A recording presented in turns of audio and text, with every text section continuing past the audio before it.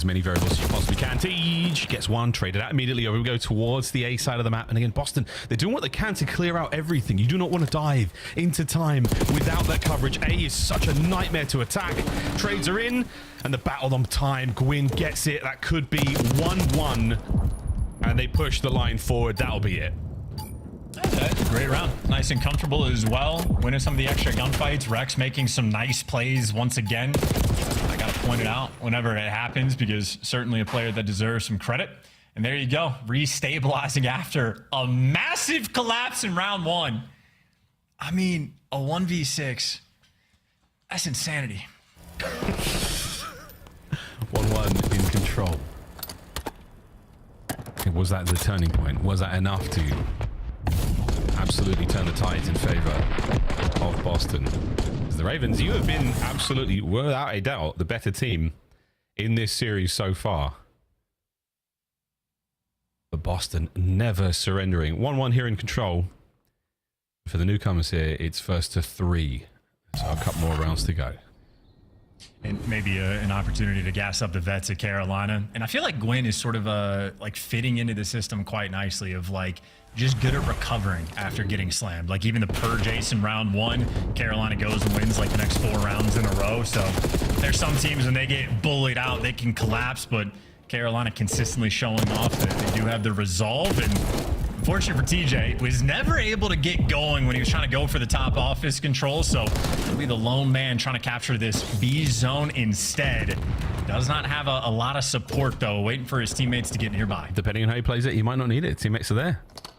Purge opens up one avenue of attack. Contest now from Cammy. And he's gone as well, so this is still on, folks. Tej leaves the zone for a second. Rex on the reposition. First segment done. Yeah, and as he pointed out, TJ just sort of buying that time and making sure he doesn't throw away his life. Veteran plays coming through, so now you have the pressure. There's going to be 2 segments of progress done, and I mean, everybody's there for the trades in perfect execution. Go in there from 2, hop on the zone, and take care of business. And actually, they're leaving him on it, so Cammy could pinch this and get Gwyn off in theory. In all of the progress over towards B could evaporate, but on the mini-map, the battle, yeah, Cammy wins it. The B zone never actually got cast. Saved it. Contest. A 1v1 on it. Tej loses the fight, and that's going to be the drain. You got to get it. They're going, Cam. Don't let this position slip. What a moment that could have been. Well, Ravens don't quite zip up all the way, and now it's out and about in the wild. The wind on your skin, fellas. Another segment to go at B. Yeah, and again, Cammy just delivers the big plays. I think everybody got caught off guard by that one in the lobby, except for Cammy. And now, though, Carolina just having to sort of reposition. They do have a life advantage, but 40 seconds left on the game clock, and if you're forced to go to A, it's never entirely fun. A multi-kill from Tej, but then they hop off the zone. They're leaving 1 player on it and praying you can make something happen. Awakening shreds, but looks like Carolina have done it maybe just enough. Oh, an unfortunate battle where, yeah, Ravens get it. 1 segment left to be now. You're going to send it over, boys. You've got the numbers, you've got the space, and you can dominate it right now. Tej on a 3. Gunny's at the ready. Damaging to nearly everyone. Okay, but Awakening managed to make it through. Can he win his 1v1? He can. He gets another one at the life. Oh, the trades are done, and somehow Boston stay alive. 7v11. If you're Carolina, trade out every single kill. If you're Boston, you just want to take it slow. No one throw away their live, and look at the corners being chosen. They've got them all. Oh my lord, the line up there. Let's get Rex has to dip. He has to abandon this fight. And Cammy again hold position, find a new corner down here in secret. Eyes on the next wave of attackers here from the Ravens. And Purge has identified. Purge strikes. Purge had perfect timing as well. I mean, he was so patient on the flank, and he times it perfectly. So his instincts on point. The 7v11, now a 6 versus 9, and not nice. Awakening finds the extra, and Carolina can't buy one. Carolina still have Rex in play, though. He's still alive above Snoopy right now. Rex on the dance. Doesn't get the fight. Snoopy and Awakening find their respective kills, 5-5.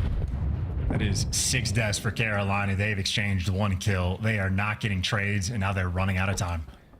With the top side of dark. Snoopy with a corner. Black coverage. Gwyn's going to check this, surely. 25 seconds to go. Office. Handled. No 2-piece.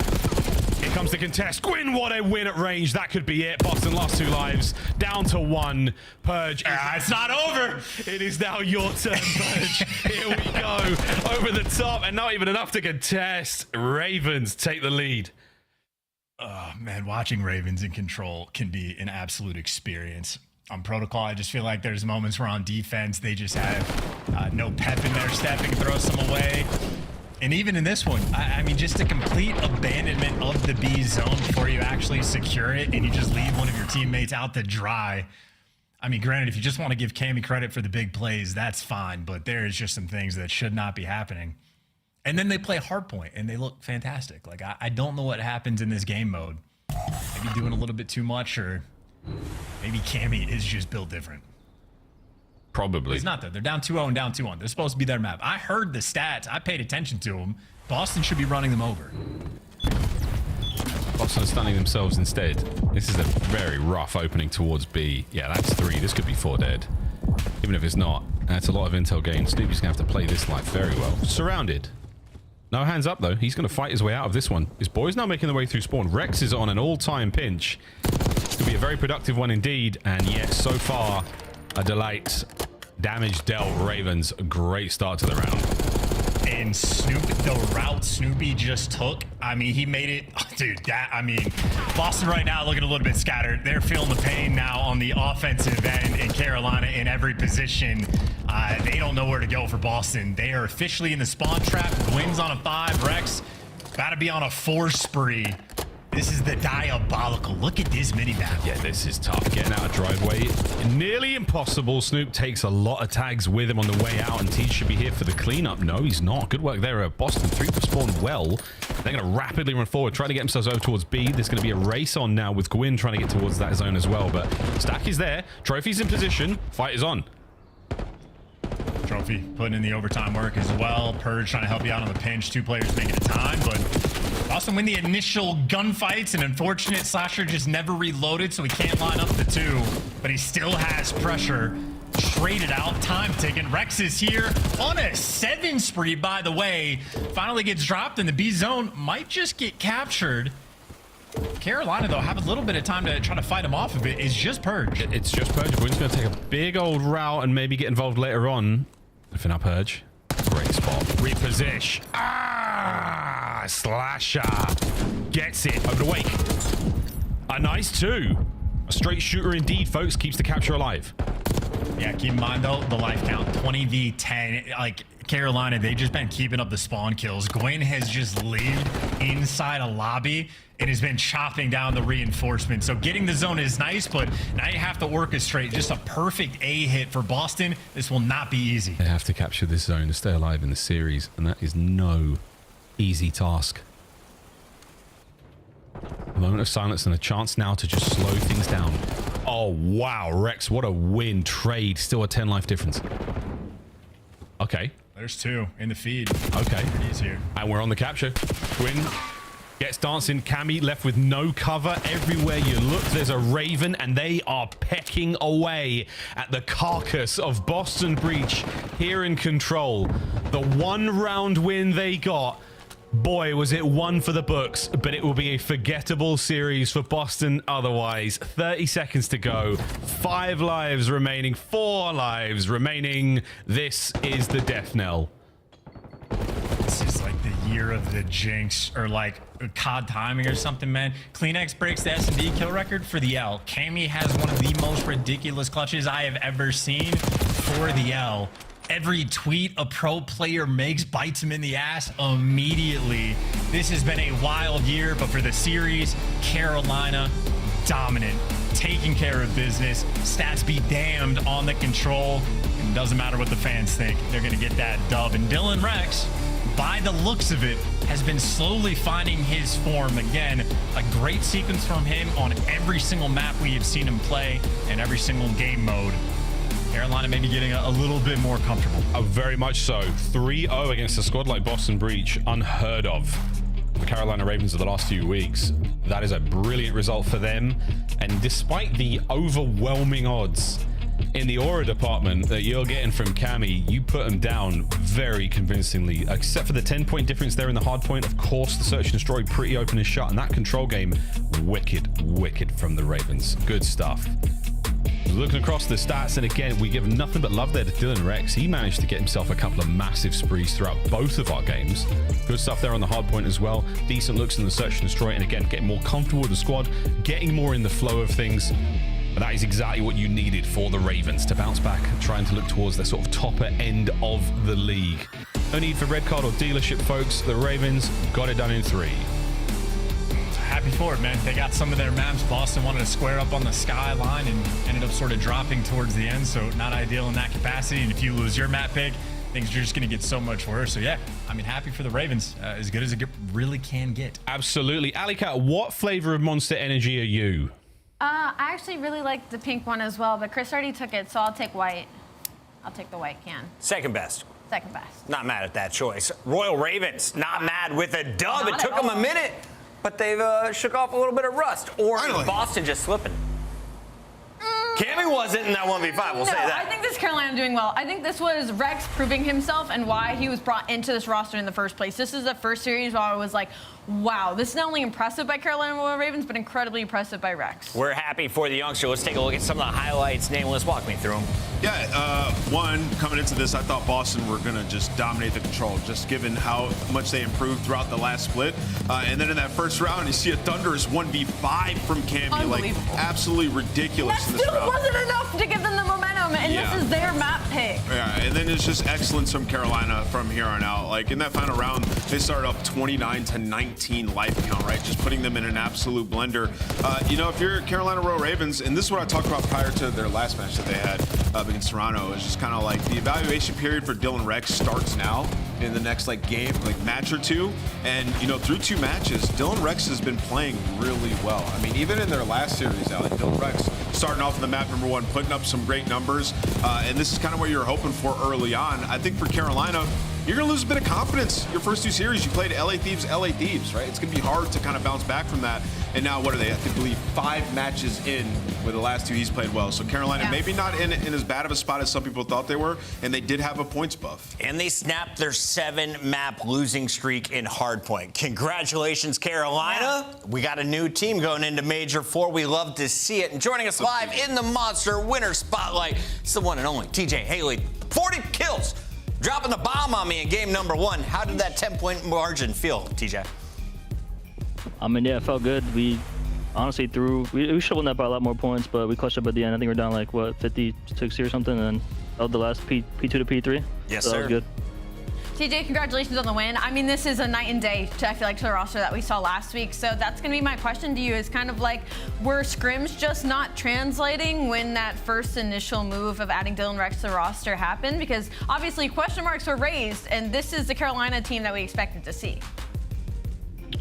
I wouldn't say the scrims weren't translating. I just think it took us a little time to get used to. It's not easy to come in with a new fourth right before the event and just start insta frying. Of course. I think it's a process, and I think we're gonna get better. We're gonna keep on getting better, every single day. So, I mean, it's just not easy to just come in and just plug and play and just fry. It's not that simple. 100%. TJ, can you talk to us a little bit about Dylan Rex, what he brings to the team, and what you're hoping to see out of him as he develops throughout this last split? Yeah, no, Dill's a beast. He honestly just has insane gunny. So, I mean, we just gotta put him in better spots as a team, and he was frying today. So, just the more we play with him, the more comfortable he gets. I think he's gonna look really good. TJ, we get to see you a bit more, and I'm excited about it. And we have 2 more matches coming up. OpTic, Texas, on the bubble right now for champs. Minnesota losing today makes things a little bit easier, but Cloud9 is also knocking on the door. Do you think OpTic's safe? I don't know. That's gonna be a good one. I'm hyped to see their matches, or that race that they got, that 3-headed race they got going over there. So it's gonna be fun to watch. Well, you guys definitely are. We're looking forward to seeing you not only at champs, but also how you evolve before Major 4. Appreciate it. That is TJ, and his scuff play of the game is here now. Let's take a look at this one, Nameless. It's 40 kills and a hard point. Yeah, he was taking over, man. I mean, listen, this is primetime Tej right here. That was 18-year-old Tej running around on that map. The lineup must be absolutely phenomenal. But yes, I mean, Tej, when you're playing structured hardpoint, and you know we saw this for the majority of stage 1 and early stage 2, like Teach can have pop-off ability, right? Yeah. And recently it's gotten away from him a little bit, and Teach has been performing. He's a system player, and when the system is fundamentally sound, he's going to take over. Well done across the board. It wasn't just the hard point. You saw the search win, and then, of course, the comeback in control. Carolina, back to their winning ways. Is Vancouver going to get a dub today, or is it OpTic Texas bringing new life to the table? Let's find out if they can wipe it off. That is coming up next. That is not Miami here. Not yet. They're playing at the end of the night, though, against LA Thieves. It's a 4-match Super Saturday here, live from the CDL. We'll see you in a moment.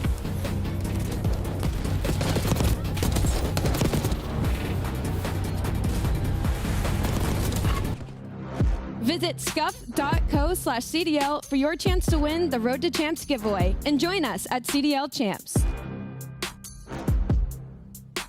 The Esports World Cup is an official partner of the Call of Duty League. The Call of Duty League is brought to you by Monster Energy, the official energy drink of the CDL.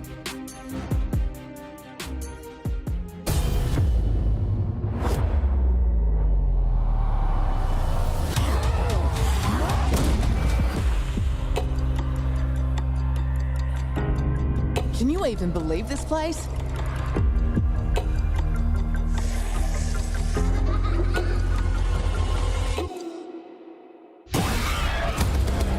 Sit your slimy ass down. The sizzle sells itself. Someone give me a 10-gallon hat. I'm going full cowboy on these bastards.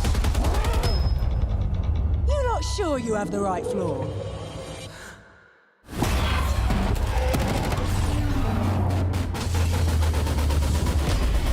It is so nice to meet you face to face, Plate.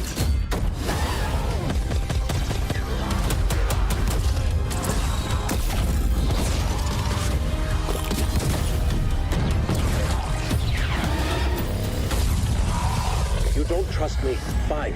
But you cannot trust her.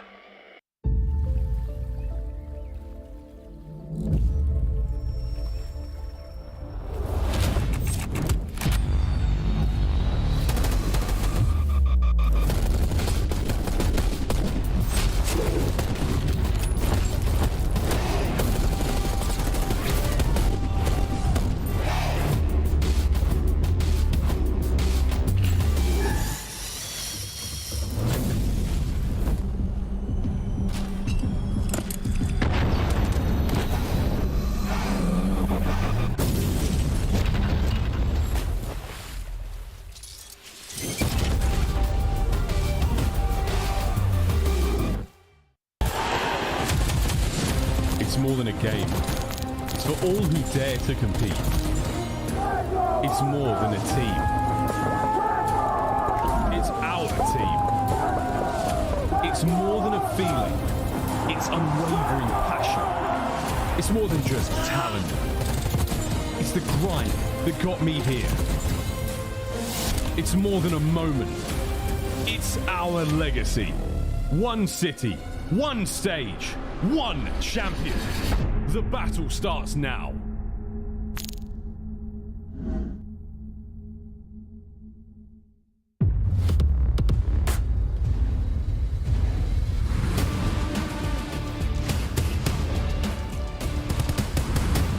The 2025 OpTic Texas Team Pack is available now.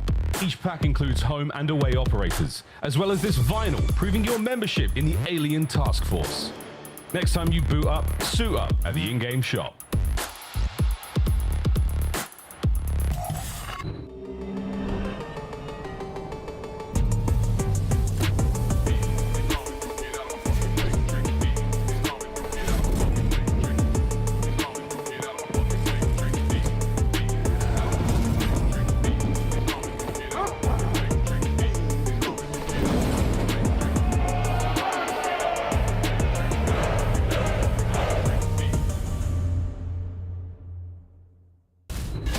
Couve is back in action as we are going to see them take on OpTic Texas. Surge, back-to-back grand finals.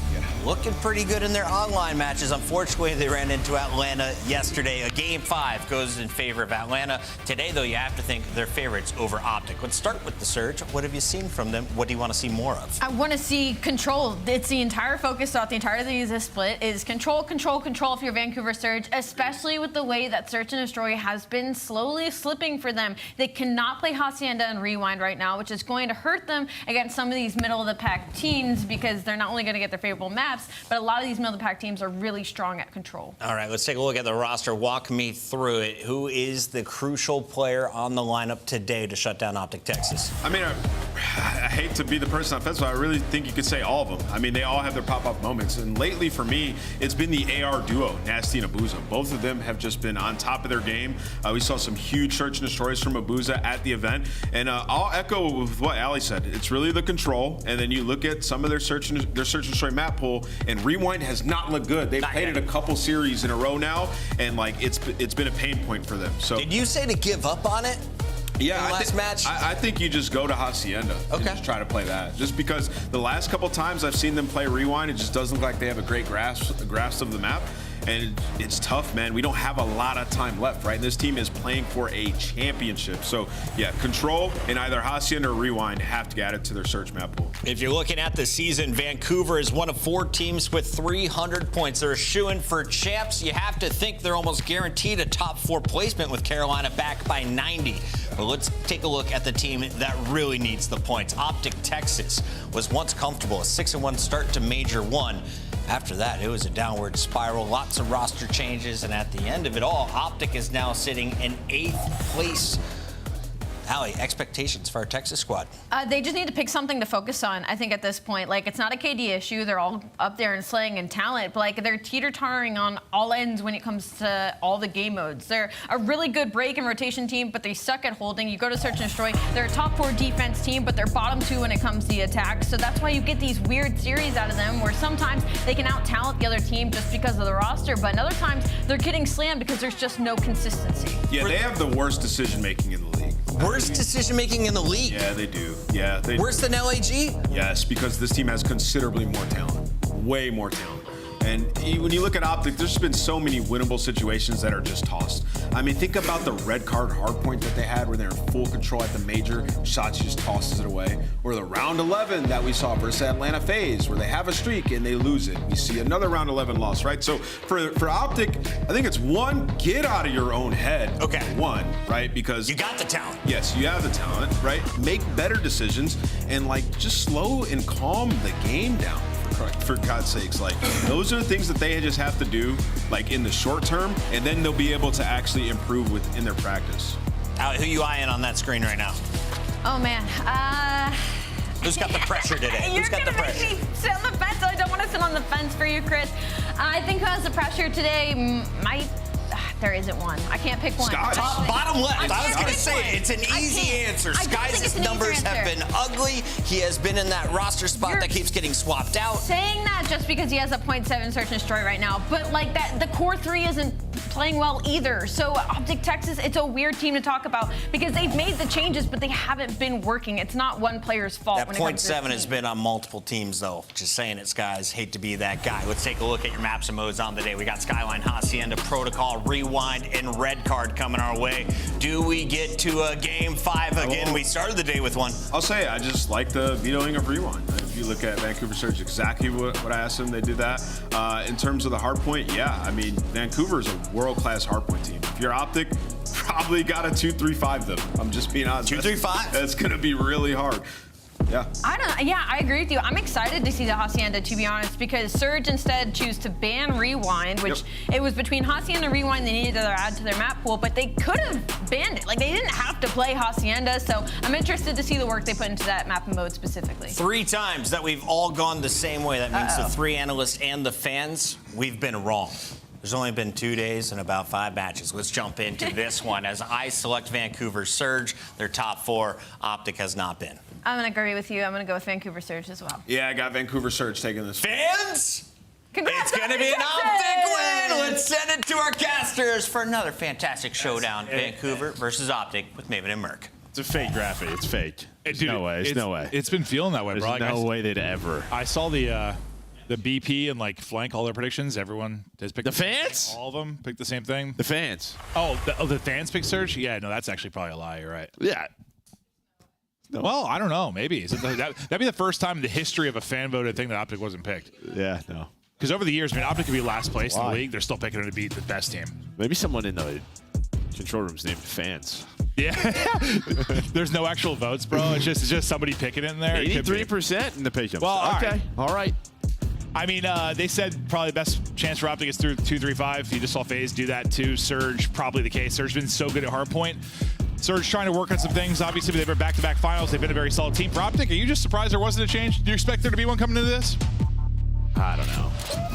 It's tough. It's like you beat so many. It's like stick with something and battle. I mean, if there was an options there, maybe. But again, like that same person, no matter who it's been, has had the same numbers. So just feels like a system. Yeah. System issue more than a player issue. No, I agree with you. But I don't know. I mean, I guess they're just seeing things in scrims. That's what we've heard. That's all I heard from JP and Karma is that the scrims have been going great. But yeah, that's all I've heard from every team that's doing bad though over the history of Call of Duty. Yeah. You're playing bad, you got a 90% win rate in scrims. Yeah, and I think that right play 2-3-5. I mean, Surge really worked on their Skyline last stage. But I mean, it's Skyline, right? And you know what OpTic has. They have the talent, they have the shooters. They can absolutely win a Hardpoint. Oh, 100%. Yeah, this might be a place they can get it done as Neptune just soars in like Batman Dashy. Not much you can do about that one. No one able to get any control here in the opening P1, but it's 3 dead for OpTic now. Maybe a chance for Surge. Is they're going to work for the hardpoint, work for the flip.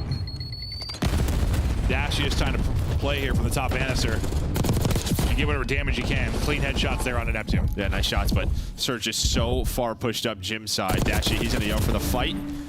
Well, it's trade so far. 10 seconds. This is when normally Surge is at their best, but it's Shotzzy and Hook locking it down on rotation.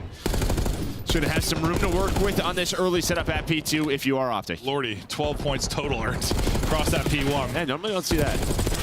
I mean, it can be hardy at times. You usually see half of it earned.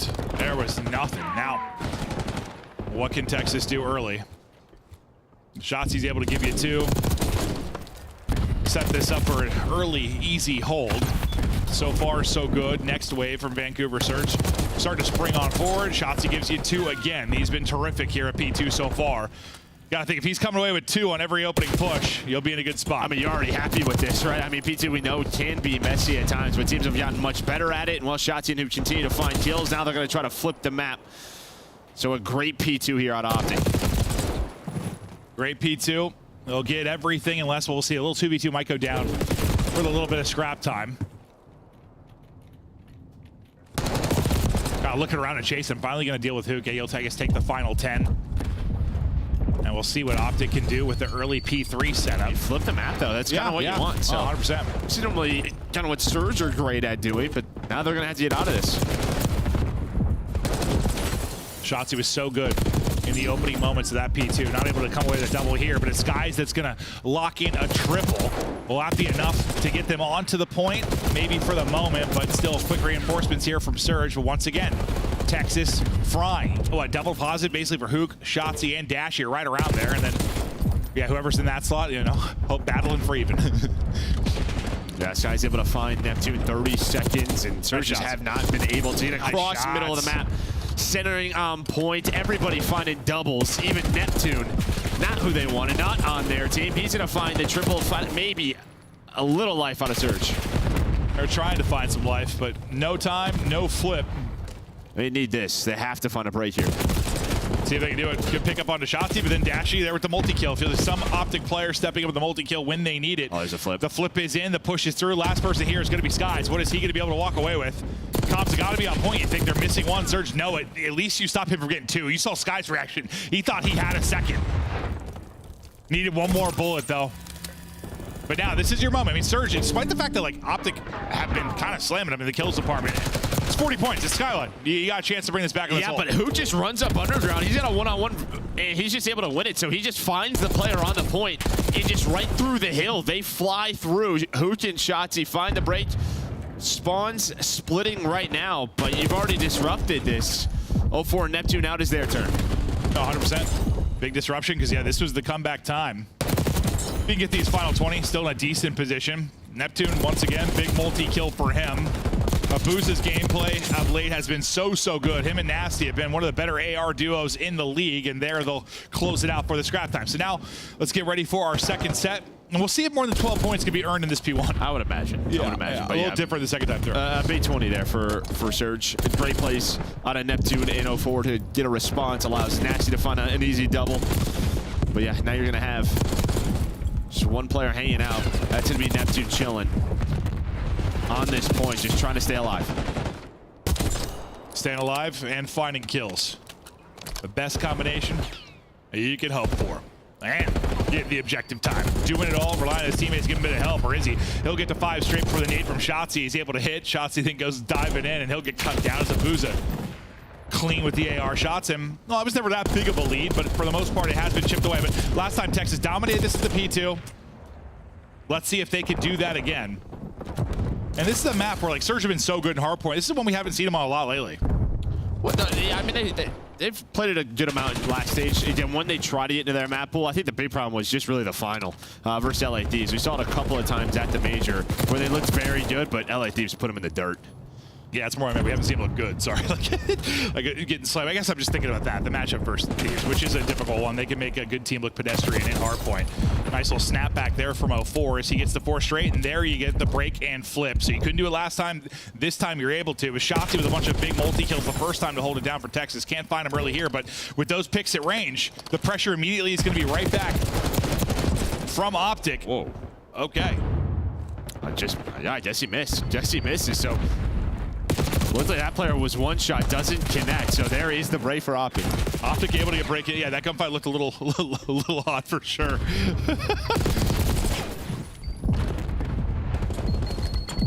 Start to get this time again. Shotzzy on 22, leading the way.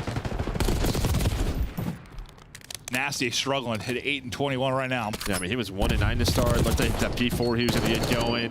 Found a couple of easy ones, but since then it has not been easy. Okay, so now the P3. Already trying to flip through for the pinch. You know, multiple players for routes here for OpTic Texas. Not able to find it is Shotzzy as he gets cut down. The start here at P3 much better than the last time through. He relied on Skies to get 3 last time. Some big opening multi-kills to like keep you in the point. Those multi-kills not coming your way this time as the guns maybe heating up a little bit for Surge. There's Nasty trying to get more involved. Yeah, no control the map, decide that they want, right? Last time they really had to try to flip the map. We're able to do so, but OpTic, we're going to take that all day. This time, you see all the ARs. It's going to be clean 4 dead. 0-4 with the double. Abuza, Nasty, they get involved. You see 0-4's position. They have them in the blender. It's everything you could want and more. Lead change is looming, and yeah, if you can chain these together, the map will be completely flipped. Oh, let's see it spawn out. Yep. Yep. Split comes in, and then the spawn out ultimately for Surge. So it looked perfect for a while there, but maybe got a little too forward on one side. Yeah, it just happens. You know, some of those gunfights go down 50-50 part of the map, and as soon as those kills come in, you see the OpTic players in position. But last time, Surge were able to find at least a break the last time we were at this P4, but a tied game. OpTic going to try to take the lead, but you see 1, 2, and 3 all pushing this lower side of the map. Shotzzy just holding by himself. Beautiful plays there to get 3 on that first push. Only one that gets through is number 2 in Abuza. Nice damage in disguise, though, so at least that's traded out. Now you'll have a 3-on-3 towards the point as they'll battle in. Surge maybe have done enough to at least make this messy. We'll see.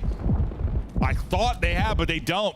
Hoop, Skies find kills. They'll hold on. OpTic Texas lost the lead for a moment, but now going up 30. Let's hear the comps from OpTic Texas. Long. Still got long. Yeah, I'm one shot there. Probably still coming out. Let's go long. I'm on streaks. I have your help at all. In the back. One shot Abuza. One shot Abuza. Abuza, one shot. You spawn? Spawn there. We're good. I'm picking up break. Oh, it's a 7 to 10. Nice. I have the right. That's settled. 1 HP. You're just gonna get him. That's settled. 1 HP. What's up? Top in Abuza done. Yo, make sure we block off spawn. We should be good. Yo, watch turn around and block. One there, top cat right now, aping it. He's up. Top that. We're gonna top short after that. Top short. Last shoot. I got him. Stay down. Iver short. Stay down. Towards fucking ridge. On the right. I'm blocking boys. Block. Yeah, blocking boys. I'm ready to push up. Yo, alright. One guy's spawn on bed. Abuza's running out single, guys. Single. I'm short. Alright, one is their top mid. Stay down from you. Another one top. Top. Gun nasty. Top nasty. Yo, one more top short. One more top left. Chow time. Catch, I think, maybe? Nice. Stay down. Watch right, cross. Watch right, cross. We're good. Single bed.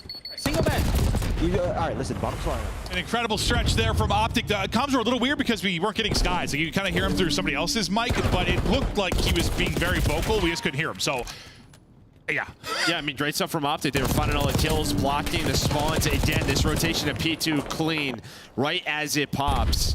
And I mean, it was a tie game right at the end of the P3 into the P4. Now you look at this scoreboard. This has been quite a run here from OpTic. Quite a run. Now they just have to close it out. Abuza trying to give them no chance to do that for now, but as he falls, so does the rest of Surge.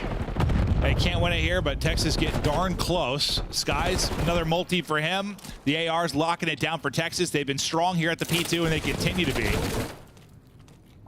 And they've had some impressive wins on this particular map. I mean, like Rocker have had their struggles. They've been a great Skyline team. You know, they were able to take them out when they first matched up against them. So, you know, the OpTic Texas potential here.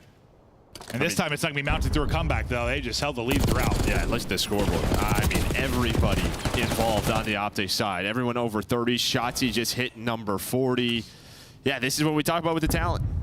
Talent's there. Just when will it be clicking? It is right now, at least within this map 1.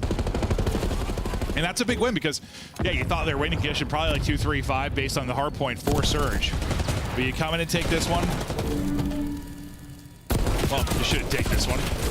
Still 22 to go, but up big. We've seen some crazy comebacks, though, on this map in particular. So, you know, especially it'll happen here. You chain together 3 and 4, and suddenly what happened? You blinked and the map has slipped away. So, Texas have got to go for the jugular, and with that break in, able to secure some more time. Yeah, I mean, just great headshots out of Shotzzy, plus the third gives his team the spawns. And now if you're Surge, you have to contest. In worst case scenario for OpTic, you've also got the right side of the map, even if they're able to break on through. So excellent stuff here from Shotzzy. 44 out of him and climbing. 8 now for the win. We'll see if they can shut it down here at the P3, but not really looking that way because Surge still battling in the point, and they might be able to get a flip here too, at least flip out multiple. It's gonna have to be perfect, and Shotzzy once again from the stairs and goes demon mode. He's got 46, 47, we might hit 50. He took 3 down from that same position last time they rotated. He's been so good, timing's on point. 47 out of Shotzzy. This is the Shotzzy we have not seen. Has not looked good these past couple of months, but he's looking good in this one. 48 out of Shotzzy. And finally, a positive moment for this OpTic Texas team that's been struggling. Yeah, great map 1 out of them. They're just looking at the scoreboard. I mean, Caesar knows. Yeah, Sky's just like, man, he was frying. Look at the amount of the limbs this guy has. 48. Just felt like every time you were on his POV, it was a double. It was a multi-kill. 100% every time. Well, he set the pace right from the get-go. That first P2 where he held off multiple Surge pushes. To be fair, though, that has been, even Shotzzy when he was like, all right, he's had a bit of a down period over these past couple months, but even when he's at his best, still, like, his good looking, he was the best POV in the world, and then the following week, you might have a map where you're like, dear God, what's he doing? It's just been like that. When he's on point and the timings are clicking, dude, it is a pleasure to watch and commentate. We've seen that before. It's just, can it be consistent with this team? And I'm hoping they're going to be able to do that. But yeah, 48 and 32, 4,500 damage. Yeah, I mean, the entire team was pumping. Pumping them. Yeah, 33 non-traded kills. So yeah, pretty much that's all the doubles right there. Yeah, just right from the get-go. And well, you got a very slow start on a Nasty. Still 3,500 damage. A lot of assists coming in, but yeah, you can just tell. Slaying so one-sided, hard to win a map like Skyline. I think this is a Surge team that if they lose a slaying margin by like a little bit, like they can still pull off a Hardpoint win because they play some good fundamental COD, but you can't get slammed like that. It's just that's going to be real hard. Yeah, and they had their opportunities. It's that second P4, right? I mean, it was really your chance. It felt like you were in the position to do so. You got the early break, but yeah, then OpTic just able to get on through a perfect hold, and they carry that into the P1, and it just, yeah, it doesn't stop. Yeah, and there were some interesting gunfights at times. Like, you know, Surge and Vocal playing Vancouver, it can be tough. I'm not saying that was the only reason, but there were a few where I was like, okay. It felt like they were getting joked a little bit, but listen, they get slammed regardless. We'll see if they can answer back on the Hacienda, you know, rewind out of it. They're going to try to do it here on Hacienda Search and Destroy. They need to find some Search and Destroy improvements, some control improvements. I mean, I guess I don't take too much from the Hardpoint loss. Like, yeah, they'll lose a Hardpoint every now and then. They've been good enough that I'm not that worried about that, but search and control are what my eyes are on. And for OpTic, it's like everything. Just everything. You put together a good, clean, cohesive series. Yeah, this would be a massive win. Just right from huge. and again, Oh, Walker lost today, and a win for them today beat everything. A 40 then at that point? Yeah. That'd be huge. We're going to take a look at opening duel leaders. For Search and Destroy, you'll see Shotzzy sitting at number 1. Yeah, that's through last stage. Stage 3, so 26-8. So 76% of the time he was winning the opening duels and giving them a man advantage. Just didn't turn into a lot of W's. No, it really didn't. But maybe that tells you, like, his form? It is, his form, and maybe it is just some small mistakes that they have to iron out to get things going. I mean, it feels like it's bigger than smaller mistakes. But, like, we know this is a team that at least, like, we thought, like, online you would at least do well just based on, like, the stage 1, right? Like, getting Hoop back in the roster, we thought they'd find some success. I think the panic button for you and I was when they weren't even finding that. Like, when the success went away online, we're like, uh-oh. Yeah. Uh-oh. Yeah, big uh-oh. Yeah, but we'll see. So far, so good, at least within the series. It'll be a massive win. You get the map 1 done. Now can you capitalize on some of these first bloods that you're going to get from Shotzzy, assuming that you do. I mean, he's hot off that map 1. I got a feeling he's going to be sending it. And that's what's tough. So you hear a lot of, like, the criticism, I mean, from the flank, and, like, Ant's talked about it, and you've talked about it. Like, there are times where you just want to smack Shotzzy upside the head because he just, like, he doesn't need to make plays that he is. Like, he makes the game harder than it needs to be. But when it is working, it looks like that map 1. Oh, it looks fantastic. It looks incredible. It looks, that's why it's so hard, though, when you have it. It's almost, it makes me think of, like, listen, it's not 1-to-1, but it's like if you have Steph Curry on your team, and he's 0 for 6 from 3, you don't tell him to stop shooting. Yeah. You keep shooting. And it's not 1-to-1, but, like, I just feel like sometimes that's just how he plays the game, bro. Yeah, I mean, it's his style. They know that. They know that. There's no doubt about it. And I think telling him to slow down is like, I don't know. Telling me to grow hair. I can't. Well, you could. It would just look odd. It would look like a smiley face on the back of your head. Yeah, it would. It would not look good. Oh, Lord. Well, that tells a story. First in opening duel win percentage, but 10th in conversion. The good thing for them, though, we're going to Hasi. You heard the devs talk about it. This is a maps. They're trying to figure out, are we playing Rewind? Are we playing Hasi? We need another S&D map. They beat out Rewind, so we're going to Hasi. I mean, they're for Surge? Yeah, for Surge. Yeah. They're 0-3 on the year. 0-1 last stage. Normally a map they avoid. Well, that's maybe a big opening for OpTic Texas. Obviously, the favorite in this was Surge by a mile. But now, shifts a little bit after that map 1 win. Send it for info. Shotzzy might get caught chasing, but he's going to stay up with 13 HP. I thought he was dead to rights. Booze with the first blood to Shotzzy. Well, he is actually dead to rights. So no first blood for Shotzzy. He'll be taken out of it. Yeah, I mean, you saw that little start there. So they go up the stairs. They just stop. They close the doors. Maybe try to fake them into thinking they're elsewhere. Hope you could find one. Almost works, but we're into a 3 versus 3. The nade didn't connect from Skies onto Abuza, but 04's been working the flank the entire time. That player was 1 bullet. And, well, there is the trade. So great flank from 04. Nice teamwork, great nades. Yeah, and I thought maybe this falls apart when Abuza first dropping a trophies back there in round 1. He gets caught by the nade, but yeah, the timing on the flank, so good from 04, and the pinch here from Arches from Neptune. But I didn't see what actually ended up happening with Shotzzy, because when we hopped off with them, he was, like, backing down and, like, grouping up with his teammate, and then we hopped off and he died. And I was like, what? I think he got killed by Abuza, right with an AR? Yeah. So he just peeked the lane again? Yeah. Okay. It was just funny, because when we hopped off, I thought he was, like, not doing that play. Like, because that was one of those where I'd be like, hold up, slow down. You got to sub out, bro. That's going to be a tough gunfight. Well, this could be a quick round. This is a 3-man hit. Yeah, they're hopping in the car and taking a ride. Does anyone pick up the water push? No one has turned yet. Yeah, just waiting for 04. No one has turned yet. At some point, you got to think, hey, maybe someone's coming. Or maybe you don't. Oh, Lordy. Oh, Lordy. Enough time has passed that Michael 04 Phelps gets through on the flank. It's now down to Skies. 1 versus 3. At some point, I'm going to have a different swimming reference. It's just Phelps is the easy one. You know, like it always will be. He's God.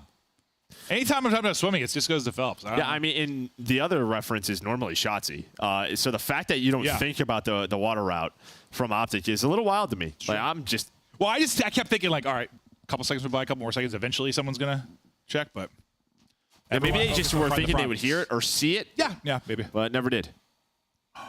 Or if it was at an event, the crowd would make a noise. I was kidding. They would never do that. Can't hot bomb against OpTic, Joe. I'm just saying, if I have shots on my team, like water isn't always an option. So I'm turning around. Yeah, no, you're right. You're right. Oh, 2-0 edge here for Surge. Nice start from him. 0-4 in Neptune.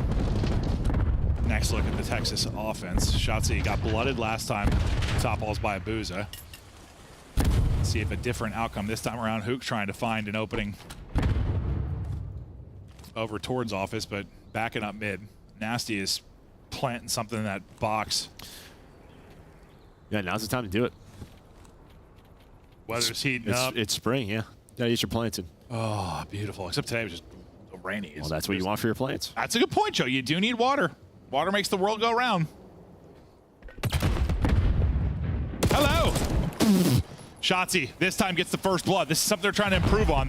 He'll get the first blood, and then they don't win the round. Been one of the big issues. Can they close it out here? Uh-oh. Big uh-oh. Uh-oh. But you do have Hook up in the window. Yeah, Hook's up top. Able to find the shots. Great composure there. Yeah, he was swinging like a windmill, and then dialed it back in. Abuza 1 versus 2. Good job just kind of dancing with him. Nice play by Skies and nice reach out. And it got like a little sketchy, but not too bad, because you said you had Hook at the window. You had kind of your bailout. Once he got the kill, kind of sealed it. But yeah, if it was cleaner on that one kill from Neptune on the Shotzzy, maybe he's able to make a play. But yeah, Shotzzy just stayed in that corner. And yeah, Nasty. I mean, he's just like lurking, hoping to make a play, find that first blood. Instead, he just got kicked in the face. Yes, he did. Yes, he did. Skies once again showing his dance moves. Beautiful shoulders there to help close out the round. All right. OpTic right back into things, but can they stop him on defense? Last time it was an all-out B hit. This time they are challenging top halls. Nobody challenging it from OpTic Texas. They're playing the old, well, we're going to stop A, we'll retake B as a class swap for 0-4 is in, and we'll see what he can find. Well, it does get spotted, so Shotzzy's going to stay connector. The rest of Surge are just going to wrap towards B. But it's such a slow rotation where you're going to have OpTic players in position. I'm going down now. Popped off it for a second. I think it was like halfway there. Hook's going to peek this again, and he'll get the kill. So 0-4 can't get on it. Great stuff from 0-4, or great stuff from Hook to shut that down. And now, like you said, they got to their spots. Well, Shotzzy might just end this round himself. He goes on a wide flank. Well, he just misses out on the timing because Hook takes down 2. He's on 4 in a row, all down to Neptune. Best of luck. They are going. Oh my God, he got stuck. Yeah, if he got stuck, he got a couple tags in, gets 2 there. That becomes a real interesting scenario. But yeah, I mean, for Surge, like you're kind of setting up, trying to figure out where they are, and then you end up going towards B. If you just went B a little bit quicker, yeah, bomb would have been down, but because it took so long, Hook gets to that, gets the wall bang. Great stuff from Hook. Yeah, he's had a fantastic stretch here to get them back square. That wall bang on fences looked crazy, dude. Well, I mean, he's got no aim assist. He's just whirlwinding. He was like whirlwinding, then just like locked and fried him. Hit a bullet and it's stuck. 5 straight now for Hook. All right, so the split off player, it'll be Shotzzy swimming, as you said. So good at it. So athletic. Yep. Shotzzy the shark. Bunched up here, just trying to back down 0-4 from the window. Well, I think now you're just waiting on Shotzzy. That's probably the call. We're just going to play our life. Let him make a play. You see, though, the timing? Yeah, you're going to start to turn. Yep. Who are we playing against? This guy. Doesn't matter, though. Another first blood. Do you get a quick trade at least? That is what you want to see. I think sometimes in the past you might chow that second player. This time just stuns him, waste their time. No, Surge picked it up well, just lost the gunfight. Now Shotzzy, another first blood. Just wants to stay up as long as he can, and he's out of here. Nice reposition, and he'll get his second kill. All down to Nasty now, 1 versus 2. OpTic looking for their 3rd straight round.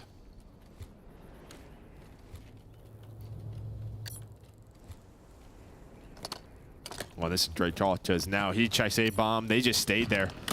He's going to be wrapping back towards B, hoping to find a timing, hoping they're over there. They aren't. So he's at A. Going to be a tough retake for him.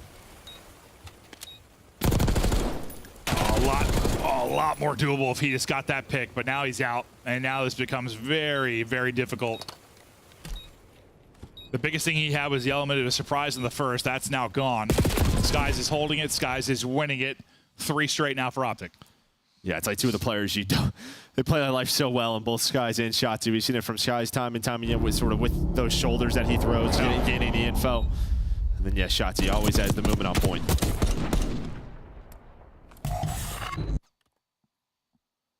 And this is where I was thinking they'd have their chance to capitalize just with the current form of the Surge team. Maybe catch them in a search. Knew the Hardpoint was winnable, but didn't think it was going to go that way. He was staring at somebody. He was really into that conversation. Yeah, he'll lock eyes with you. He's not scared. A little 3-1 split now with Surge. Most of the focus up towards B. Only person there is going to be Dashy for now. And with quick help and rotation from Hook.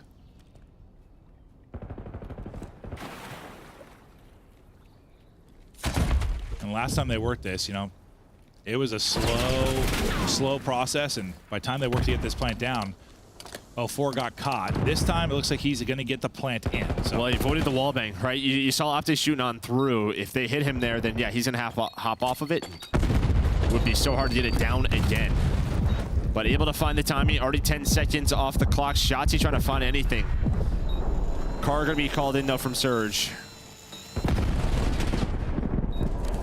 Car gone. 04 gets one. Shotzzy another car. They're investing whatever they can. Shotzzy, a lot of damage in, and then they get smoked.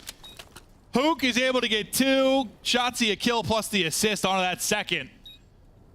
Nice retake here. And I think maybe because the first car doesn't get info on the bomb, they sort of panic calling the second one. It blows up so fast. Again, just no info on bomb. They had no idea. That's the problem when you back all the way up garage side. You can't check defuse. Then you have to fly, and you just get you just slaughtered. Get mowed down. Running into the heady. And part of that was probably being this is a map they're trying to get better at. They're trying to work in. You're seeing just the mistakes, the reps. It's funny because like Surge has been, I mean, fundamentally really sound across modes. Or I mean, they have their maps they're not great at, but it's not often that they kind of look lost. Yeah. That's the way to word it. Just kind of trying to figure things out. They had numbers though quickly in this one as the opening skirmish goes their way, and they'll take the 3-2 edge. Hook and Shotzzy couldn't be more split. Hook's going to just take the plant for now, and as they rotate out, what can Shotzzy find? If he can find one, this becomes a whole hell of a lot more interesting, but this is going to be a big timing thing for him, or is waiting on the comms from Hook. Problem is, I don't think Hook's really spotted anything. He's trying to shoulder to find info, and he's just going to get awful timing. Yeah, that is so tough, because he peeks out Surge's side, doesn't see them office, peeks middle, doesn't see them halls, then is like worried about the full flank. Just Shotzzy's giving him nothing, because he's in a closet. Yeah, no, looking at a bucket. Hook has to 4 openings, basically. Yeah, there's not much he can do. And if you're Shotzzy, you're just hoping to get lucky and somebody kind of runs across your path.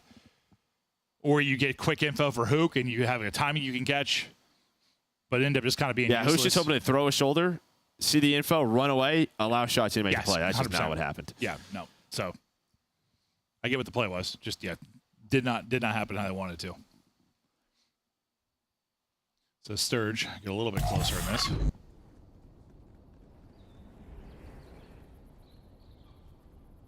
I mean, they're trying different looks on offense pretty much every round, it feels like. Just trying to work on things. What is this, a fake with wrapping back quickly to B, maybe off the nasty info? The problem is like your 2 players A side cannot die. You have a lot of players to deal with here from OpTic on this side of the map. Well, one gets out. Neptune's going to lurk. It's been the Neptune 04 hard carry. Ooh. Gets out. Stun might keep OpTic here. Yeah, it is. So that honestly, it's going to work out. Yeah, no, it does. They think there's still a presence there. Well, guess what?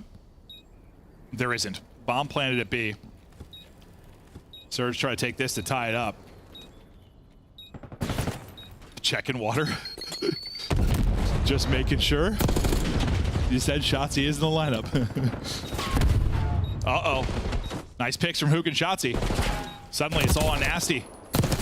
And he's going to get shut down. Yeah, they are struggling to hold this site. they're trying to do it in different ways, backing up, holding rock. I mean, the fact that they don't even get a kill there, they're struggling. Yeah, you're waiting on Neptune to make a play lurking middle of the map, but doesn't happen. He gets caught. I think he's got to wait for the play to develop a little bit more. Instead, yeah, you had 2 players on the rock. One was Garage and then Neptune mid, but yeah, nothing. B has to be better. No, yeah. I mean, great retake from Texas, but like the setup has to. And I think remember last stage when we saw Miami consistently planning backside of the bomb and going and taking office. This is why. Yeah. Oh yeah. Yeah. You want that position to see the defuse a lot easier. One more round. And OpTic take the 2-0 edge, and they're closer to 10 points and then 40 up on Rocker with their run to make champs. Maybe dinking him in the back of the head there with the stun, but love tap. Probably won't matter in the scheme of things. Trying to get there quickly are the 2 Surge players through halls, but it is another first blood for Texas. They've dominated the first blood department. They've been able to capitalize on them as well. They're just waiting on Shotzzy again. Because first blood, you're going to stall out. Hope he makes the play, and he does.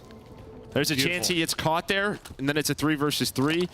But you take that chance every single day. It really feels like this should be a good map for them. Just it's just ratty. Based on their play style. And like, want to be a little ratty and elusive.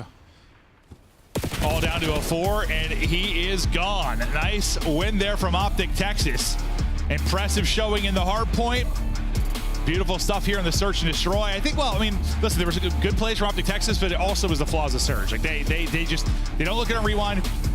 They don't look good on Hacienda. And they're trying to find ways that they're going to be able to beat the likes of your phase when they're in top form, beat the likes of Thieves. One of them's got to get there. Yeah, honestly, it's really the B post plan. I thought their defense was fine. It's just B post plan. Yeah. I mean, they lost 2 rounds where it's got to be better. No, you're right. At least should find a win in one of them. But yeah, OpTic, just great little setups, allowing Shotzzy to make plays. Yeah, man, great series from him and the whole OpTic team so far. And probably the biggest question mark, as we said coming into this for Surge, was gonna probably be the control. Is where their question marks have been. And you've had a dud. Like, you had Nasty start out so slow in the map 1, right? And really struggle around double negative. I mean, you go 3 and 15 for the ARs on Surge. I mean, 0-4 and Neptune were getting theirs at times. And usually I would think, like, honestly, if 0-4 is like Assault, Search, and Destroy, I think like they're probably doing all right. Yeah, we saw Hooch had 10-3 first blood, so he just consistently gave them numbers. Yeah, every time they got numbers, they did a good job just stopping. Then that allows Shotzzy to make that play. Yeah, I mean, we've been kind of preaching a need for a little bit of patience, not over-chowing stuff. I mean, OpTic for a while have been the solo chow squad. It's been frustrating to watch, but they're just pausing, hitting the brakes sometimes after the pick. Now, it's good to see. They need to. Except when it's Shotzzy on Skyline Hardpoint. Keep going. Do whatever you were doing there. Yeah. But Des, talk to us about the first 2.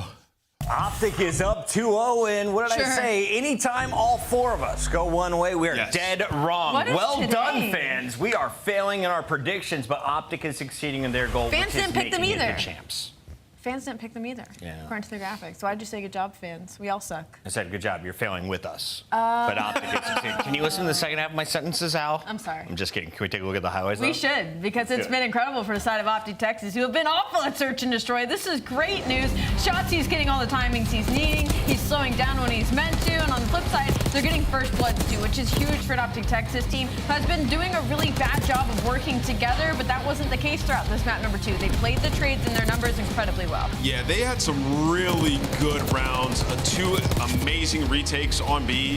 You saw like one of them where it's like Shotzzy, they take secret control, Shotzzy gets pushed all the way up top, and then they isolate 0-4 down low and bottom connector. They back him up all the way to their base, and then it's just like slow retaking rock with our stuns and nades, using our tags, and then taking space off of them. Like, good teamwork from OpTic Texas. Oh, yeah. Then even in their offensive rounds, like even when Shotzi's trying to make the solo play where he's going all the way around, like they're waiting, like having the patience. A little patience today. Yeah, they're slowing the game down when they need to, and then kind of all attacking simultaneously, right? So some of the things that they were throwing away last split, like way cleaner here.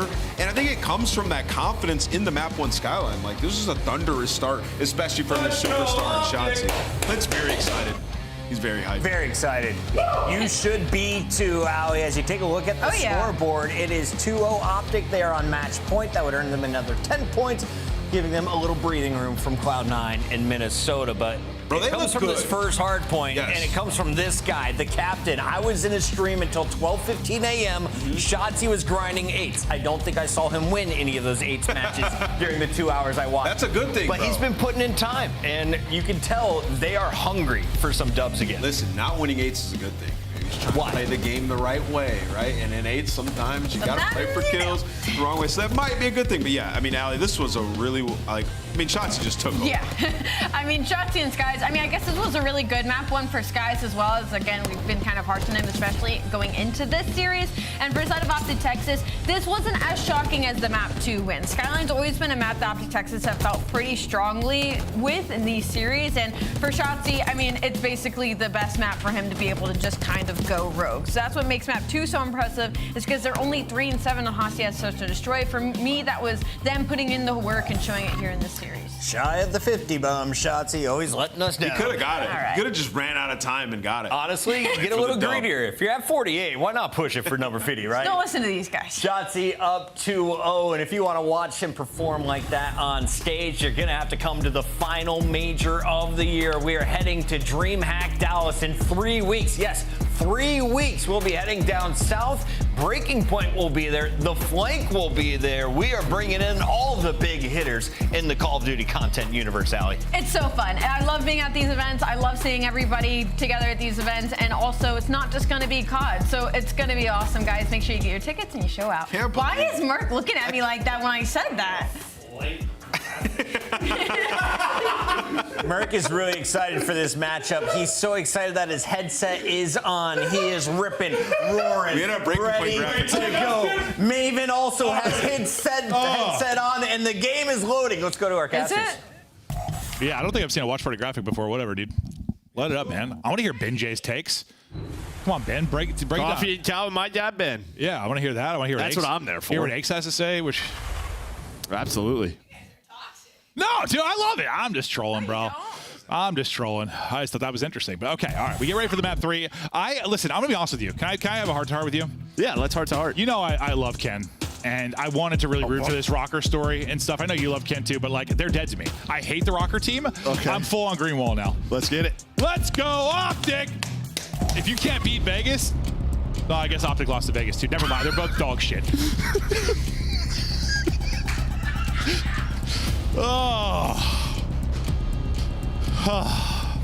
We are locked in. I'm losing my mind today. Yeah, you're not feeling too well. So no, I'm a little under the weather today. That's all right. I'll be all right. I'll be all right. I'm feeling loosey and goosey. Woo! No, it's just funny. I was trying to sell that whole story. Basically, Yeah. I'm dead. Rocker's dead because I lost to Vegas, but I said that. I'm like, wait, so did OpTic. So now my whole narrative's done. It's over. Damn it. All right, map 3. OpTic looking for a big win here over Surge. Surge coming up back-to-back finals. Haven't won a map in a final, but they've gotten there. One day they'll win one. That's true. Spitting facts right now. Maybe it would have been good, if that line from Scrapper was like, you won't get back to a final. If he just said, you won't win a map in a final, he would have been spot on. Yeah, but they did get back. Yeah, I know. Yeah, but if he worded it differently. I know. So the Surge control game has been not great. They're trying to improve that desperately, but their backs are up against it in this opening match as OpTic Texas flying in all cylinders, seeing the gameplay starting to match what they've been doing in scrims. That's all I talked to Carmen JP multiple times. I know, listen, we hear it all the time, but they're like, trust me. He like said it, he was like, trust me. Like, it's so much better. I'm like, I believe you. I believe you. Now show it to me in a match, and so far they are. Yeah, no, I think that's it. Maybe that's why you don't make the change. They know their ceiling. They know how skilled they've been, how good they've looked in scrims. Just got to put it together. Just see if it can happen. And I still just feel like with this 4, bro, it's just like, yeah, one little good stretch, like a good win, honestly, like a good win like this. Good win. Could do wonders, because I have a lot of it is mental, bro, with this squad. Like, it probably is. I would agree with that, but there is stage 1 that exists. That's my only concern. Like, they did have a good online stretch, and then went to land and looked that's a true, little but different. you could maybe chalk that up as like, had a bad land. That happens.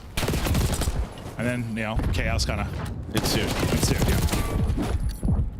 There have been some chaotic years. You go from the dynasty to some chaos. I mean, there have been some wild years from the Illy stuff to Pred. Like, yeah, some tough years where they're trying to make things work and like it just stick stuff together with some Duct tape. Yeah, battle through adversity. Yep. Really expensive duct tape, though. You're not wrong. What's the best duct tape we can buy? Let me know, Hex. I want some. They're able to pause it with 2.5. 10v12, the minute extension, he'll get a chance here. Working through on the flank, taking a route, it's going to be nasty, but there's still turning around to kind of deal with that. The minute extension should be here real quickly. Yeah, the trophy's gone, but the players sure aren't. Now that he's shot, he's going to get picked up. They're thinking they probably have a little bit more time maybe to allow Nasty to make a play, but now they don't. Now they're down in lives. Hook the Nuke starting to turn this around. It's just 0-4 who's out of his base, so he's going to find one.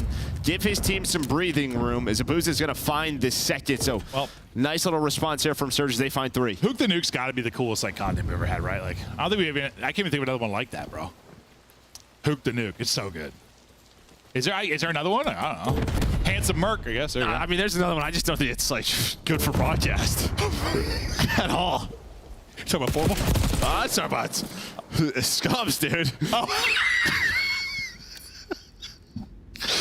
Oh, we're going off the rails. 2v6. Scott, nice little chow there, but he's going to have to do it all with Dashy. Dashy's gone. Now he's just Mr. Do-It-All on the point, pausing the clock. Can he 1v5? Harness your inner Cammy. I already saw one 1v5 today. I thought, man, who knows? Maybe another, but a little easier to do not maybe for defensively. Surge. And not for Surge. Yeah, and defensively, a little different. The Surge, they will end up closing it out, but I mean, good stuff by OpTic maybe to get the progress you got considering the circumstances.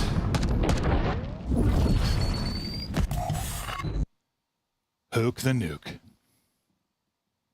4 heads in monitors since 1998. It's probably pretty close, right? I don't know. I just picked a year. No, probably not that 2001.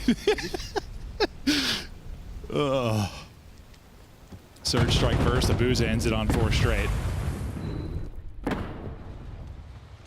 Now we'll look at the opening break here from Surge, and terrific so far. And they're going to work to get something done here on B, or just pause the clock and maybe just kind of let Neptune find whatever openings he can. Yeah, I may only think this is one, but well, with Neptune dying, great find by Hooch. Well, allows him to realize, all right, there's 2 here. So we're going to find both of those kills. You had 1 player on the 8 point. That's Abuza. OpTic do a great job controlling the middle of the map. Oh, it was a nice snap from Nasty, but couldn't get the kill. Neptune still like tucked away. Nasty here working with him. 0-4. Gonna get onto it. Now we got 2 working this side again. What progress are you gonna walk away with? It's like a sliver from getting the first 8 bit, sliver from getting B. There's the first bit of progress at B. As they'll continue to apply pressure here, but the pressure's gone. Stuck? Yeah, sure it's did. just 0-4, and he just caught a softball to the face. Back to step 1 we go. Yeah, and the problem is it's so clean. It's going to be hard to get out of this, you would think. But Nasty and Neptune are going to find 2. That's okay. Yeah, it's about as good as it can be. You really haven't worked A, so you've been right on this B point. It's a massive 1 versus 1. The main messes up, and Neptune's got to go. No, it almost feels like their directive was like, we are working B. That is our strategy for this opener. No matter what, we were doing B first. Maybe in trouble again, hasn't been slips working. away. I mean, you got your 2 ticks, but the fact is you need the extension. Now I feel like you just have to try and make the play to A. Even though you have no progress, like, you've just got multiple players posted towards B for OpTic Texas, because they know they're close, but you've got Skies in your top window just zapping you the second you try to find an opening. Under 10 seconds to go, now someone's got to go. Dashy here to close line as you go through. Yeah, they're going to hit the zip and try to go towards the ladder. Can they get there? OpTic are here. Nobody's defending B. Nobody's defending B for OpTic, so you have a couple of players in position. From up top, though, is Dashy right on the tray, but that nade is going to connect from 0-4, and that's the nade that they needed. Extension so close. Someone Contest is in. Nasty's going to drop. Hook the Nuke gets in with the final second, and they will squeak out the round. Well, I squeak out, preventing that point, I guess. So what they get? 2 ticks? Yeah. 2, yeah. But yeah, I think you kind of see it sort of like from their reaction. No, I was surprised. Went to B. Yeah, no, I literally was like, I thought Surge were going to have to go A because if I'm OpTic, I'm like, they need one tick. Let's just make sure they don't get B. Like, we can retake A. And then they all just rotate it out. Yeah, no, that was going to be one of those, like, if that ends up turning to a round. Yeah. I just feel like, hold up. What's happening Well, here? you don't see anything top middle, so you're like, they're going underground to B. Yeah. But it worked out. We're good. We don't have to have that discussion. You're right. Yeah, we don't need to dissect it. They won the round. I was a little confused, but I think they were also confused. But yeah, like you said, I mean, Surge they were like B. No, yeah. You can tell that was just the game plan. Like, we want to work this. Maybe just test something we were working on in scrims in a live atmosphere. OpTic thinking the same thing. We got 2 here. Nice timing there from Shotzzy, and it's going a little bit better. Yeah, I mean, Nasty, he tries to hit that full flame from A. Sky's able to pick that up. Massive gunfight win. Now he's controlling top gun middle of the map. And yeah, I mean, once his B point moved to this area, you can hit it off the break. Just usually, it can be pretty tough. But Dashy finds 3. I mean, they're in the blender. 9 kills to 0 throughout this round. I don't think Surge expected to swing the corner and all 3 of them be standing on top of each other. I thought it was going to be another like OpTic lineup moment. When we hopped out to like the third person camp, like they literally like had feet and mouths. But they walk away with exercise. It. His Dashy is slamming 6 straight for him before he falls. 1 tick away from a 2-1 edge, and we're closer to a potential 3-0. And this has been a day of the unexpected, as no one has had their picks right. And maybe, as an OpTic fan, starting to feel good about something. Because yes, maybe you're playing Surge on some of their bad maps, and they've been struggling in control. But the fact is, like, you're looking good, right? Like, you're winning with authority. And that's what I've been wanting to see for this OpTic team. And I mean, Surge, you might start off stage 4, 0-2, right after losing in a game 5 yesterday to FaZe. A tough start to their schedule. But everyone's, I mean, yeah, most of us are thinking Surge will take care of OpTic, just not happening. No, it is not. OpTic, looking good. And like, yeah, they lost to FaZe, but I had to go all the way to a game 5, and we know FaZe have not looked good as of late. So this is, I mean, Texas, maybe starting to hit stride at the right time. I mean, how much you could turn around this whole year, bro. Imagine they just win like major foreign champs. Listen, I'm going crazy right now, I know, but like, imagine they did. They should. You just the whole year, it's all got the window. It'd be like, I don't know, like Thieves, like Vanguard year or something. Just turn up the last month and best team on the year. Now, I know that I'm speaking nonsense, but it still would be a wild story. That's what we're about. We're about the stories. Yeah, my rocker story is dead in the dirt. So now I'm creating a Champs OpTic Texas win. That's my next story, Joe. I'm a storyteller. And I'm J.R.R. Tolkien. And I know what this story is for Surge, because I've been a player in this situation. I'm just saying, I'm getting smoked online. Like, this is some BS. I got the 2 finals in a row. I'm sure they are. Like, they are just getting melted. I'm sure they are. I mean, we've heard the play from Vancouver's. But this is just a stop. They've been vocal about that at times, and I'm sure, yeah, you get back-to-back finals, it's easier for that mentality to creep in. Like, when this team first joined with Neptune, you're finding some success, like, you can probably brush some stuff off, but yeah, you get to back-to-back finals 100%. And that's going to be on Ray probably to be like, guys, listen, I've been around since the invention of the clock. You can't feel that way. I don't know why I went with the invention of the clock. I had no idea. No idea. I was thinking like he's a grandfather of COD, grandfather clock. My brain. That works. I mean, it worked. Yeah, my brain is insane. It worked out. Woo. Only 24 on it. But they're working towards this second bit of progress. We'll see if they can get the extension. Otherwise, this one is done. And OpTic Texas are winning champs. Well, we'll see if they win this round first. Yeah, no, you're right. 8 points going to be done. Husto didn't have a big flank. Here's the problem. If you go like 3-4 dead now, you're going to have 9 lives or so. So good job by 0-4 to just get out, play his life, find a kill on top of it. Life deficit maybe being chipped away a little bit here. They got a body on deposit. Shotzzy continues to be elusive, though, and he's just going to sprint right into the spawn and catch a fantastic route and timing onto Abuza. And he's going to do laps as long as he can. The laps will end there, but you've got the reinforcements. Guys and Dashy have also pushed up. It's going to be it's a weird day already. Upset. 3 upsets in a row. Yeah, why not? Oh, what, Miami plays Thieves next? So Miami 3-0, I guess. Yeah, make sure to change your predictions. Yeah, Metals is going to have a 2.8 KD, drop 50 on their forehead in Hardpoint. Today's insane.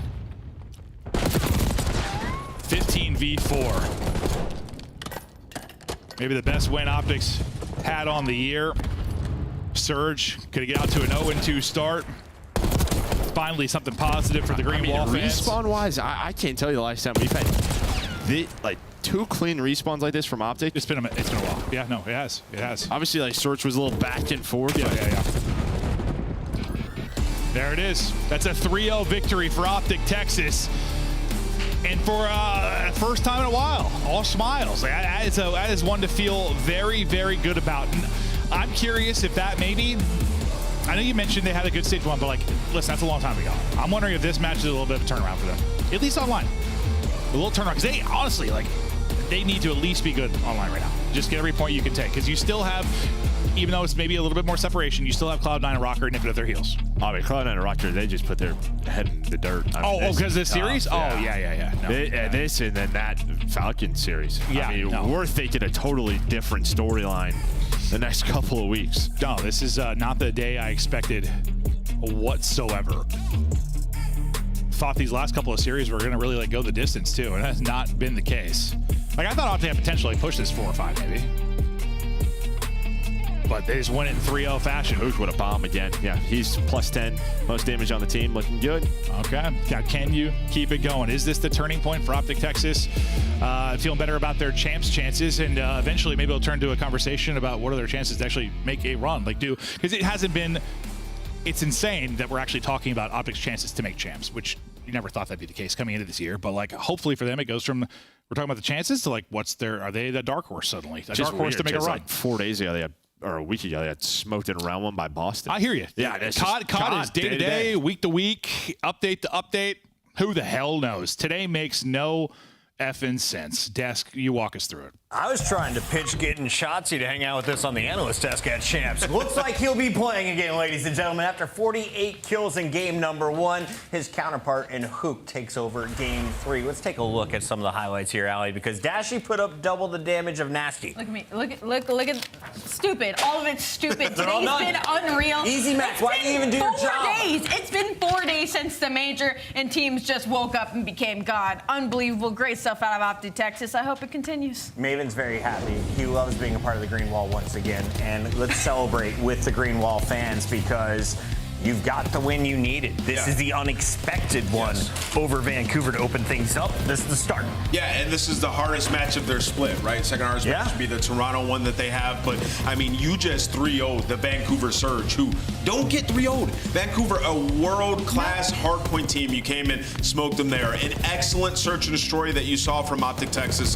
Huge rounds. And we get to this control where it's like, you know, OpTic have been mid in control, like all season. Just been struggling in the game mode. And then right here, just thunderous, man. Like putting them in spawn traps, starting up a ton of kills and being able to maintain that life lead the entire time. You saw Dashy go on streaks. You saw Hook have a big performance. Like everybody is contributing on the side of OpTic Texas. You know, truly in a do or die moment, like these guys needed points, and right here, this puts them ahead of the curve, man. They're in a great spot now.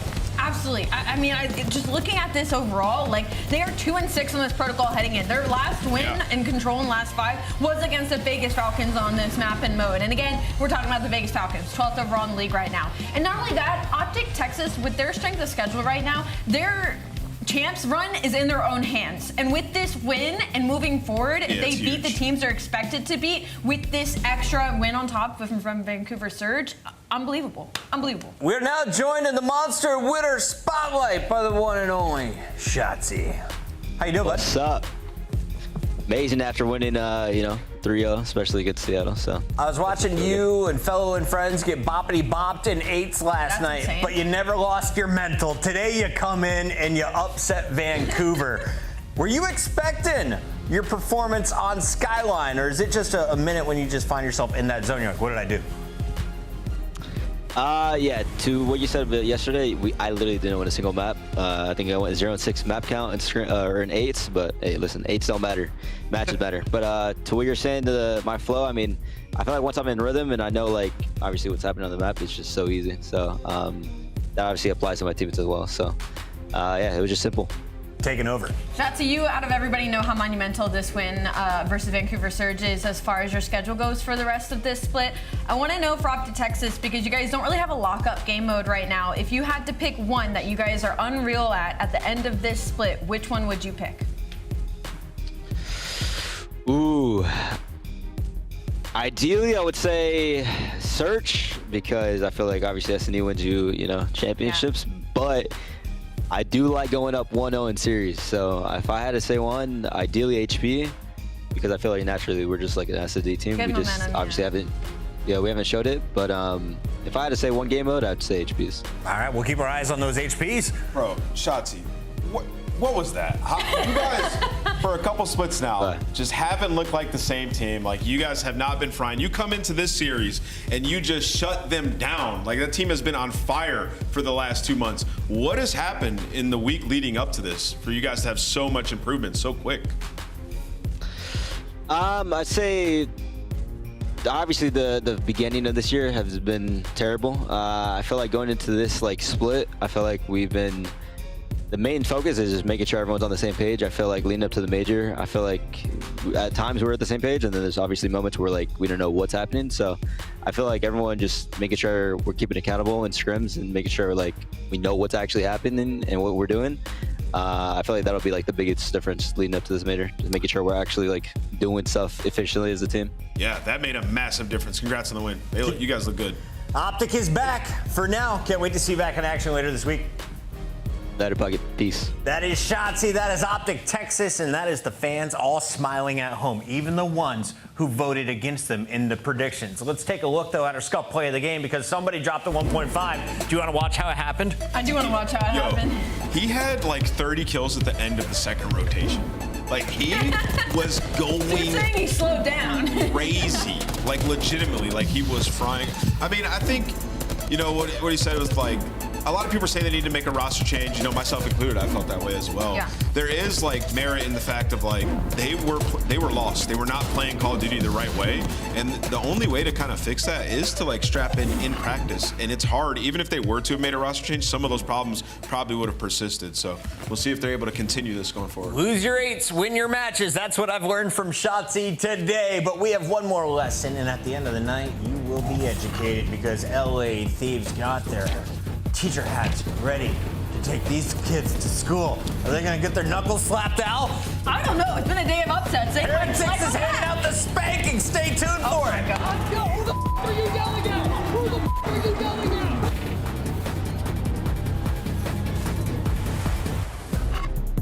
Visit scuff.co/CDL for your chance to win the Road to Champs giveaway, and join us at CDL Champs. The Esports World Cup is an official partner of the Call of Duty League. The Call of Duty League is brought to you by Monster Energy, the official energy drink of the CDL.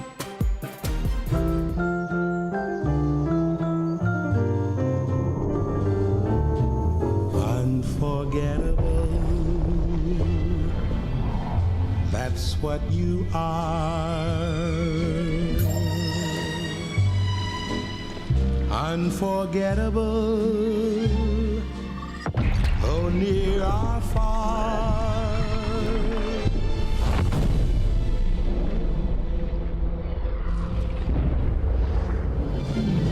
That's why, darling, it's incredible that someone so unforgettable thinks that I am unforgettable too.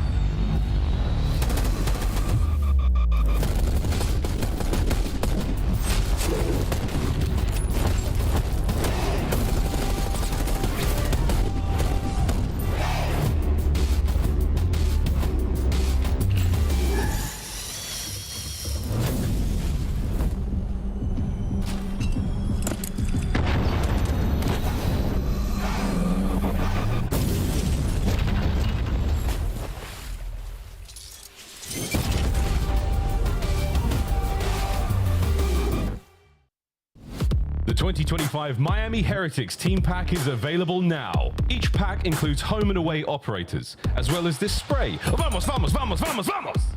Next time you boot up, suit up at the in-game shop.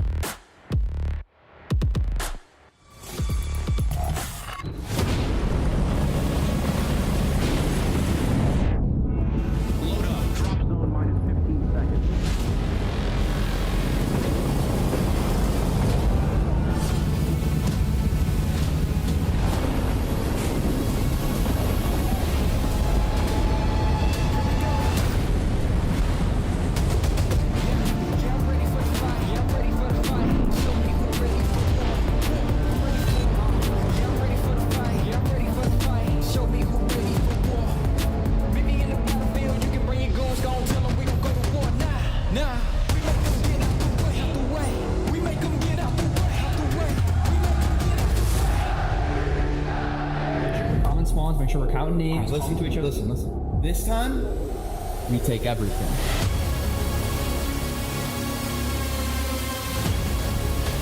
LA Thieves versus Miami Heretics. Ding, ding, we go again. This time it's for 10 points in our online qualifier, and LA Thieves, they don't need it. They're the #1 seed. Heretics, they've got much more to gain in this fight, but can we start with LA Thieves? Why is this team the best team in the game? They rose our most recent trophy after a 4-0 grand final over Vancouver. I mean, it's just wow. They're #1 across almost every single category in all game modes. They just have all the right players in all the right slots whose ceilings are basically unseeable. Hydra is unbelievable. Envoys has rings under his belt already, and then just kind of the bet into Dan Ghosty of being a very solid, very consistent player. And then you have Scrap. We all know what Scrap brings to the table. I think salaries speak a lot to just the expected value of players in this league. We know Hydra, he asked for a big win. We know you're going to get a big win on Scrap. Envoy deserves all of his income, but Dan Ghosty was the question mark for me. He came in as a rookie, played for OpTic Texas, goes to LA Thieves in their rebuild year, where they kind of reset the salary, saving up for the Superhouse squad. Yeah, I mean, I think people could easily forget because he gets overshadowed by, you know, the talent around him. They built around Ghosty here, right? Like, he was the guy they kept from last year and added superstars to this team because of how much they believed in him and his ability, right? And Ghosty, you know, I talked to Scrap, you know, Sunday after the tournament and congratulating him and talked about him being a duo with Ghosty, and he's like, he's the perfect, like, complement to the way that he plays. You know, how does that work out? What's the play style? Yeah, so it's like Scrap's going to be able to find a ton of kills, right? He's going to take more calculated risks on the map, and Ghosty's going to be the guy to play more objective-minded, right? Filling those gaps when he needs to allow. When he needs to. It's like to allow Scrap, right? To allow Scrap to do things that he wants to do on the map, right? So like, I don't know, they just have a really good dynamic. They have a good roster to complement each other all around. On the other side, you've got Miami Heretics, who no one thought would be as good as they currently are, especially when you consider the fact they have 2 rookies now in the starting lineup, Al. Yeah, Miami Heretics, I think, has taken everybody by surprise. The only thing right now that hurts them against some of these top teams is their map pool is much smaller compared to the other big dogs in the team. Yeah. And their hardpoint's taken a little bit of dip as we moved throughout stage #3. Sorry to pause that. Easy Mac, this is a rude graphic. Shoot back. Yeah. 0.82 as a team is our monster pregame tip. But respectfully, I mean, LA Thieves are 15-3 in map count versus Miami Heretics. This is like the 5th time these 2 teams are going to be matching up, and LA Thieves have dawned them the entire time. LA Thieves beat Heretics 250 to 139 in the hardpoint, 6-0 in the S&D, 3-0 in the control. So like, as good as Miami have been, which they were phenomenal, even at the major, they got thunderclapped by LA Thieves. Like, it is just not close. And, you know, in this matchup in particular, like, when it comes to the veto process, it's so difficult for Miami as well. We got a shooter, though, on that squad. If someone's shooting back today, he goes by the name of Super. He's got magical fingers. You've seen him do all kinds of things on the stage. What can he do online, though, tonight? AR matchup. How does he stack up? I mean, well, we just kind of told you this. Yeah. Not well. Not well? Not well. This Miami Heretics team is not stacked up against them well. For them, you know, you went to that series that they had, right? And it was, they had to win that dealership S&D. Just got kind of clapped on that. It was a map that they were like 4-1 on coming into it. And you can see as we get into the map modes here, like they're just forced to come in and play the red card hardpoint that they lost by over 100 last time. And then the vetoes are interesting because Miami, this is just a terrible matchup for them, right? So red card and proto get banned, and Miami gets put in a spot where they can't really pick dealership, even though it's their best map. They just got 6-0'd on by LA Thieves on that map and mode combination. So for them, it's like we can't really go toe-to-toe to them. So essentially, LA Thieves control the vetoes when it comes to this matchup, and that can make it really difficult for Miami Heretics because their map pool, again, is not comparable to our best. True or false, Heretics control sucks. It got better last split. They're average. It's extremely average. Well, in the beginning of the season, they were absolutely ridiculous on Vault, right? They never got to play it for a bit, and it started to teeter off a little bit. But the problem with what you're trying to, tee up here, Chris, is they're going up against the best control team in the game. So, yeah, and it's also momentum-based. They win Vault control. They're 2-3 on it in the last 30 days, but they average winning it in a 3-1 capacity. So that means they're winning an attack round somewhere in there, and that means a player or two, they have a good round, they build off that momentum and clean sweeps. So I just don't think that's going to work for Thieves are 33-6 in control. They should win control. Some people would say they cheat. I'm not one of them because I watch them do it legit, and I'm picking LA Thieves to do it again today. Al. It's been a day of upsets. I'm still going to go LA Thieves, but I'm not going to be shocked. La la la la la la la la la la. I'm going with Thieves. La la la la. Miles, a chance. Your turn. La la la la. Unbelievable. Unbelievable. That's fine. Well, on a day of upsets, a team that has yet to find success against the LA Thieves, Heretics, surely, Chance, this is their time to shine. La la la la la. Not a day of upsets. Also, just throwing that out there. Like the Carolina over Boston, they have the better record. Like, the desk might have called it wrong, and the fans might be calling it wrong. But I'm not saying a day of upsets because that has not been the case. I'm dying on this hill, Miles. I'll die on it. And I'm going to die with Miami Heretics because they're playing 2 of the same maps they just played against LA Thieves, neither of which went remotely well. And of course, as the desk touched on, the Thieves' ability now to control the pick and bans against this squad. If Heretics are, a little bit concerned about squaring up on dealership, that means they have extra problems they need to solve. So I'm thinking Thieves would be comfortable. I'm not expecting an upset, Miles. That's all I'm saying. Oh, I hear you. And if you die on that hill, I'll buy you back, bro. Don't worry. Here we go, boys and girls. Into another series. Welcome, LA Thieves fans. Last time we saw you guys, you were lifting a trophy over your heads. Now, though, back to online. Back to the usual shenanigans, but back to an opponent you're very, very confident against as well. So, Heretics, let's see what you guys have done in the short break between your own major and now finding ourselves online again. On board with the Thieves, all decked out in red. To the Hardpoint we go. We're going to start their stage off right. Miles, you made a Warzone reference, and now I'm remembering Nate Shot smoked me in Warzone the other day. So you know what? Vamos, day of upsets, baby. Let's get it. It's Hydra doing what he does best, bro. The Slayer's getting at it again. Slammed! Absolutely slammed. 3 dead. There we go. Scrap the other guy left alive for the Thieves. He's going to make his way to the point. He's about to die, though, because the Miami Heretics, this is a setup. Okay, I'll wash my mouth out with soap. Okay, it's a 2. Okay. Still, though, a nice opening break from both teams and a good look here on red card. Yeah, hanging out for the moment. You got guys like Envoy, opportunity to flank around, maybe to break spawns, everyone else vying for the time. Well, there's Envoy making his impact, but as he gets traded out, Heretics, nice and stable. 10 seconds left on P1, and whether or not they get it, less important. They do with the rotation. Super's actually putting himself in a very interesting spot. It is having really good trigger discipline. He's trying to make the impact. To see in the kill feed, he's able to get 1. Now he's just trying to slow down as much attention as he can. Ends up getting 2 before he falls. That delivers Heretics the time. All things considered, in a good spot. Fantastic. Hold now in possession. Oh, for the Heretics. Ghosty right through the front door as the battle continues. These lines are starting to shift. These get pushed back, but no problem. 3 dead there. Still the back spawns from the Heretics. They have been driven to the absolute extremes of red card. Now split spawn towards the right-hand side of time. And this is a fantastic hold and a really aggressive turnaround here from the Thieves. Yeah, and there's a lot of tools that LA Thieves have, and the devs talked about a lot of them, why the dynamic is so good. Hydra plays recklessly. He does things you really shouldn't do, push into spawn, open it up, make things weird, but you just have such a high level of trust in your teammates to be able to deliver in the mixing moments that you think you can bail yourself out, but the way the play develops, Thieves end up making a risky play and do get punished for it. So now Miami, ahead of the rotation, an opportunity to take the lead. Yeah, punishing moment indeed, but we'll see how the breaks go. On board with Real through the middle of the map. We're going to see Ghosty lose his battle towards the backside of New Time. So we're going to see the lead change here, hopefully develop pretty quick. Nice off angle there from Rencor, holds the stairwell.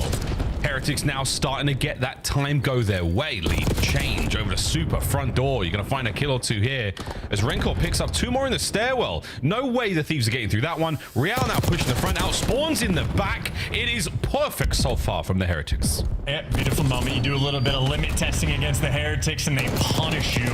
And now Real actually doing the same thing. So there's 2, can't get the 3rd. And that was another sort of small risk being taken, but ends up paying off greatly. And Rancor gets shut down before he can get the Hellstorm, but all things considered, fantastic kill there for Heretics. So much so, they're guaranteeing the rotation as well. So a tight game, only a 10-point difference really between the 2 teams. And unfortunate for Heretics, actually, Hydra spawns in between them. So this play might get broken down, and they're caught completely unaware. A small moment of mismanagement there for Miami, and it hurts. Oh, it's a stinger. It's that reckless Frenchman once again. Just soaking away time here. Immediate pressure onto Real. Spawns now on that side of the map for the Heretics. So if you keep moving, Hydra, you're going to run into even more kills now. Ghosty watching the top side. Perfect coverage. His teammate probably didn't even take any damage. And Rencor now cutting through middle map. Finds himself a couple more kills. Once again, back to his happy place. That man has been frying so far on the online side of things on Hydra. His 3 spree comes to a close. Last man left alive is going to be a red one over there by time. And that's going to be the Thieves on the scrap. Good old Ghosty, team killing machine. Typically does it with the nades, but unfortunately the final errant bullet there to take his teammate down. But that was supposed to be a hill for Heretics where they win the rotation. Oh my. They don't handle the spawns, and now they're down. And frankly, now they might be out. LA Thieves even on rotation, playing bully ball. Envoy keeping them away. Yeah, and the run towards time as well. Envoy, he dealt about 700 damage. Thieves with a little bit of control here, but we are seeing the Heretics in time. A little wrap now from Ghosty. These 11-9 is about to get a little bit bigger. Can we find a big pinch? No, we cannot. Metals, the watchful guardian there on the back line. Beautiful stuff. Trades, though, complete. And what do you know, folks? It's mostly the Thieves on top, but Rencor, oh, his pinch is now finished. It's going to be Super very much out of the moment for now. Not able to get himself towards that hard point, but the shots are outstanding, man. Take those kills, get that 3 dead, and try to find some of that hard point. Well, neither team really has been able to find the hard point. Finally, Heretics actually make it inside, but that has just been a bloodbath around P5. So much so that nobody's still collecting. Real's trying to set yourself up on a rotation, but I mean, basically the entire lobby is still squaring up at old. First set of rotations in, it has been a bloody battle in a 13-point difference between these 2 teams. Second set is about to be a banger. This is usually where we start to see that separation. Who's got the greater legs? Who's got more in the tank to drive forward? Unfortunately, team kill, that's a really tough 3-down moment there. Heretics, the sprees were done as well. Super, that's a stinger, but we'll see. Because again, no one really able to capitalize on this time. The last 3 hard points have been so closely contested. That's why our lead is still so close. And now maybe a moment for LA Thieves trying to run it up. Scrap is able to get 2. Hydra looking for the next set of kills. Reads are good, shots are good, and his team will at least be able to get into time. Once again, Heretics are always maintaining sort of like the correct side spawns that they want, like they're ready for these rotations, but you don't want to give away all this hill time. This has been a pretty well orchestrated P1 so far from Thieves. Thieves with a sweet little setup there, but Rencor, we're watching Envoy dance now on the outside with Super, but Renkor's kills again. He has been such a difference maker for the roster since he joined up. Heretics absolutely saluting the efforts of arguably our Rookie of the Year as Metals finds another. Thieves push back. Spawn's looking great once again for the Heretics, but wait a minute, Hydra might have ripped the beating heart out of them as he fights his way forward. Well, Metals is the only one that even kept that interesting. Thieves is getting ready to run him over on a rotation, and honestly, still might happen. You're playing a game of tug of war. Ghosty's there for 2. You expect the trades to be rolling through from Super, but maybe a little too slow. Ghosty nearly able to heal up to full HP, and it looks like he got it. So yeah, Heretics, Metals trying to give you everything. You dropped the ball. Oh, 30 seconds ago on P2. Hydra wiping clean what he can. Metals with a nice set. 22 and 20 for him. Envoy 5 spree from within time. Very close indeed. There it is. Nearly to the Hellstorm. One more kill. A second or two. We go. Full streaks right now for the Thieves. 6 spree. Let's see how this goes. What a sequence. 6-point lead in a mixy rotation battle as well. I mean, Scrap's going to be nearby. Or wow, oh my God, there is so many number ones on the minimap. That is Hydra, the top side number 1. So we'll figure this out as we go. Either way, wins the gunfight, gets his team in the hill. And from Heretics, well, everybody's spawning out front. Yeah, we got 3 5s as well. Let's see how we go. Envoy's mid-map position snuffed out. Go see the next line of defense, and it's holding. He's bringing a... Oh, what a sweet nade. Brings a pair down with him. Streaks as well. Oh, dear. Heavy pockets right now as the Thieves are cooking. They are in firm control. There is no looking back in. Ghosty maybe just in his flow state. See the split spawns rolling through, but Thieves are reading it. Ghosty right now containment on the front side and wants to go back towards his friends, but his friends don't need help. His friends are winning every single gunfight, and he is just the cleanup crew. Devastating on red card in front of Miami. I mean, probably not enjoying the run it back. This is basically exactly how it went down at the major. It's just different Thieves players taking turns on who tees off on them. And they are doing just that. While Real's going to get the late break. Not enough to get themselves towards new time, though. The stage this time, Heretics will not be found off the opening rip.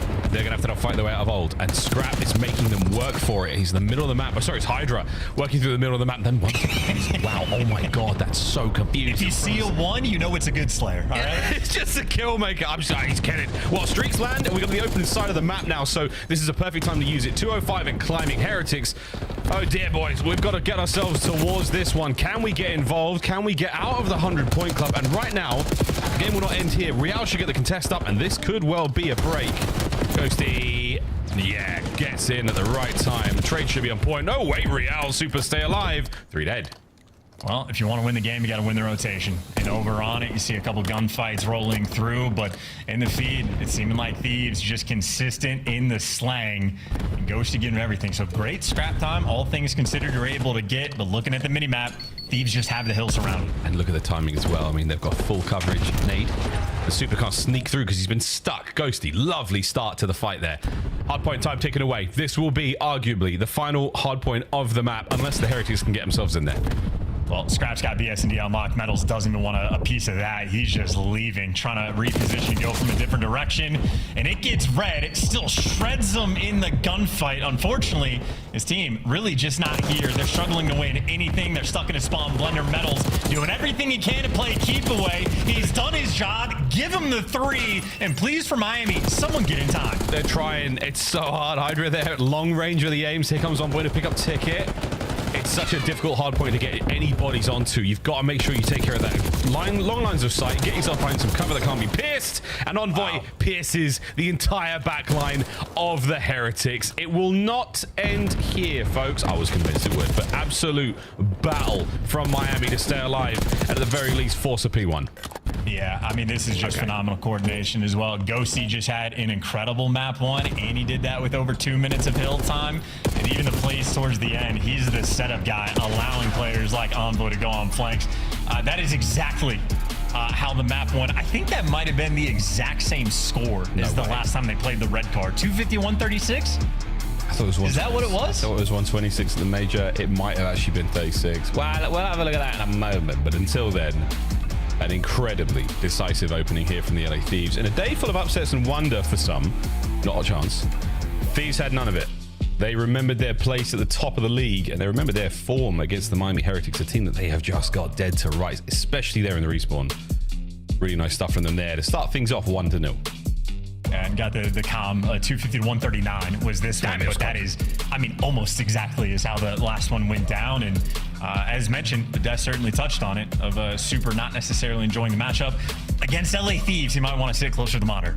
Everyone else, you can stay back away and you can see everything, but a painful one here as Ghosty was dominant in the lobby. Super on the receiving end at the 15 and 30, 2,700 damage, but couldn't ask for anything much more. And when we look at the highlights, I'm assuming Ghosty's work that he put in on the P2 is really where you started to sort of crank up the heat, because before that hill pop, Metals popped a 3-piece, and that's when like guys like Envoy are trying to work and like flank spawns and all that. So Metals did a good job of sort of creating a 50-50 situation, and then Ghosty just took over. Oh man, look at that. Oh yeah, second set, typically where teams who've got the sort of staying power or the legs to run home, they got it done. Heretics left in the dust there on red card. Start of this series, explosive indeed. Highlights, yeah, a lot of Ghosty. A whole lot of Ghosty, folks. This was the break towards P2 that he basically runs right through the front line. Hydra with the errant plays towards back, flipping spawns, causing all sorts of issues. But yeah, it's not really a problem if you're going to, put them in that spawn kind of spot chance. But the rest of the team knows what's going on. The rest of the team knows how to react. So it just becomes an opportunity to get kills and keep them on absolute life support. Yeah, and some of these highlights, always fun to watch. Some of the best POVs we have in the league. Well, there's your P2 moment from Ghosty. Then him just shredding players, hopping in time, and he turns it into a spree that gives him the Hellstorm. So takeover moment was great. Some of the fluidity in the gameplay from Hydra, absolute spectacle. The fact that both he and Scrap were #1 on the minimap just cracks me up. Two best players in the game. It's nice, I would assume, for LA fans to have them on the same team. Yeah, I mean, Ghosty's got to make sure that he and Onbo both make the sort of quote-unquote smart play and make sure that everything else is getting done, because those two are going to go out and find their kills. Hacienda search and destroy now on its way, mate. How are we feeling about this one, Chance? Not a run it back from the last time they played, but of course, Thieves looking good. I just think it's sort of like a sign of the times, in a sense. The fact that like Heretics are phenomenal on dealership. They got bullied out so bad that they're squaring up on maps that Thieves might be even more excited to see. So I think it's a painful moment for Heretics. This is a matchup. You're going to have to crack this code if you want to win a tournament. And look, yeah. I mean, it's 1, 2, and 3. Like, it's the 3 best S&D KDs in the league are 3 of the LA Thieves players. They're the best controlled team in the game. If they continue on this form, if they just lock down 2 of the 3 game modes, I know what everybody's thinking, but they're terrible at Hardpoint. How are they? No, dude, their numbers extremely comparable to Cold War phase.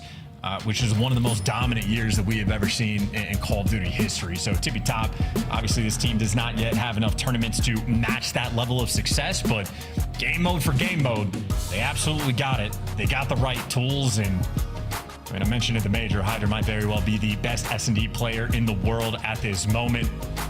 Certainly, I'm not going to gun him, so it's up to someone else to take the title. I don't know who it's going to be, and based on that thing we just saw, it might be one of his teammates that takes the top spot.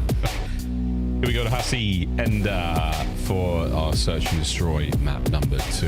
And again, statistical dominance is absolutely the name of the game here for the LA Thieves. We've had a Neptune as well, but at this moment in time, I'm a huge fan. A huge Rent-free. Yeah, in all of our heads. Actually, true. I'm genuinely really true.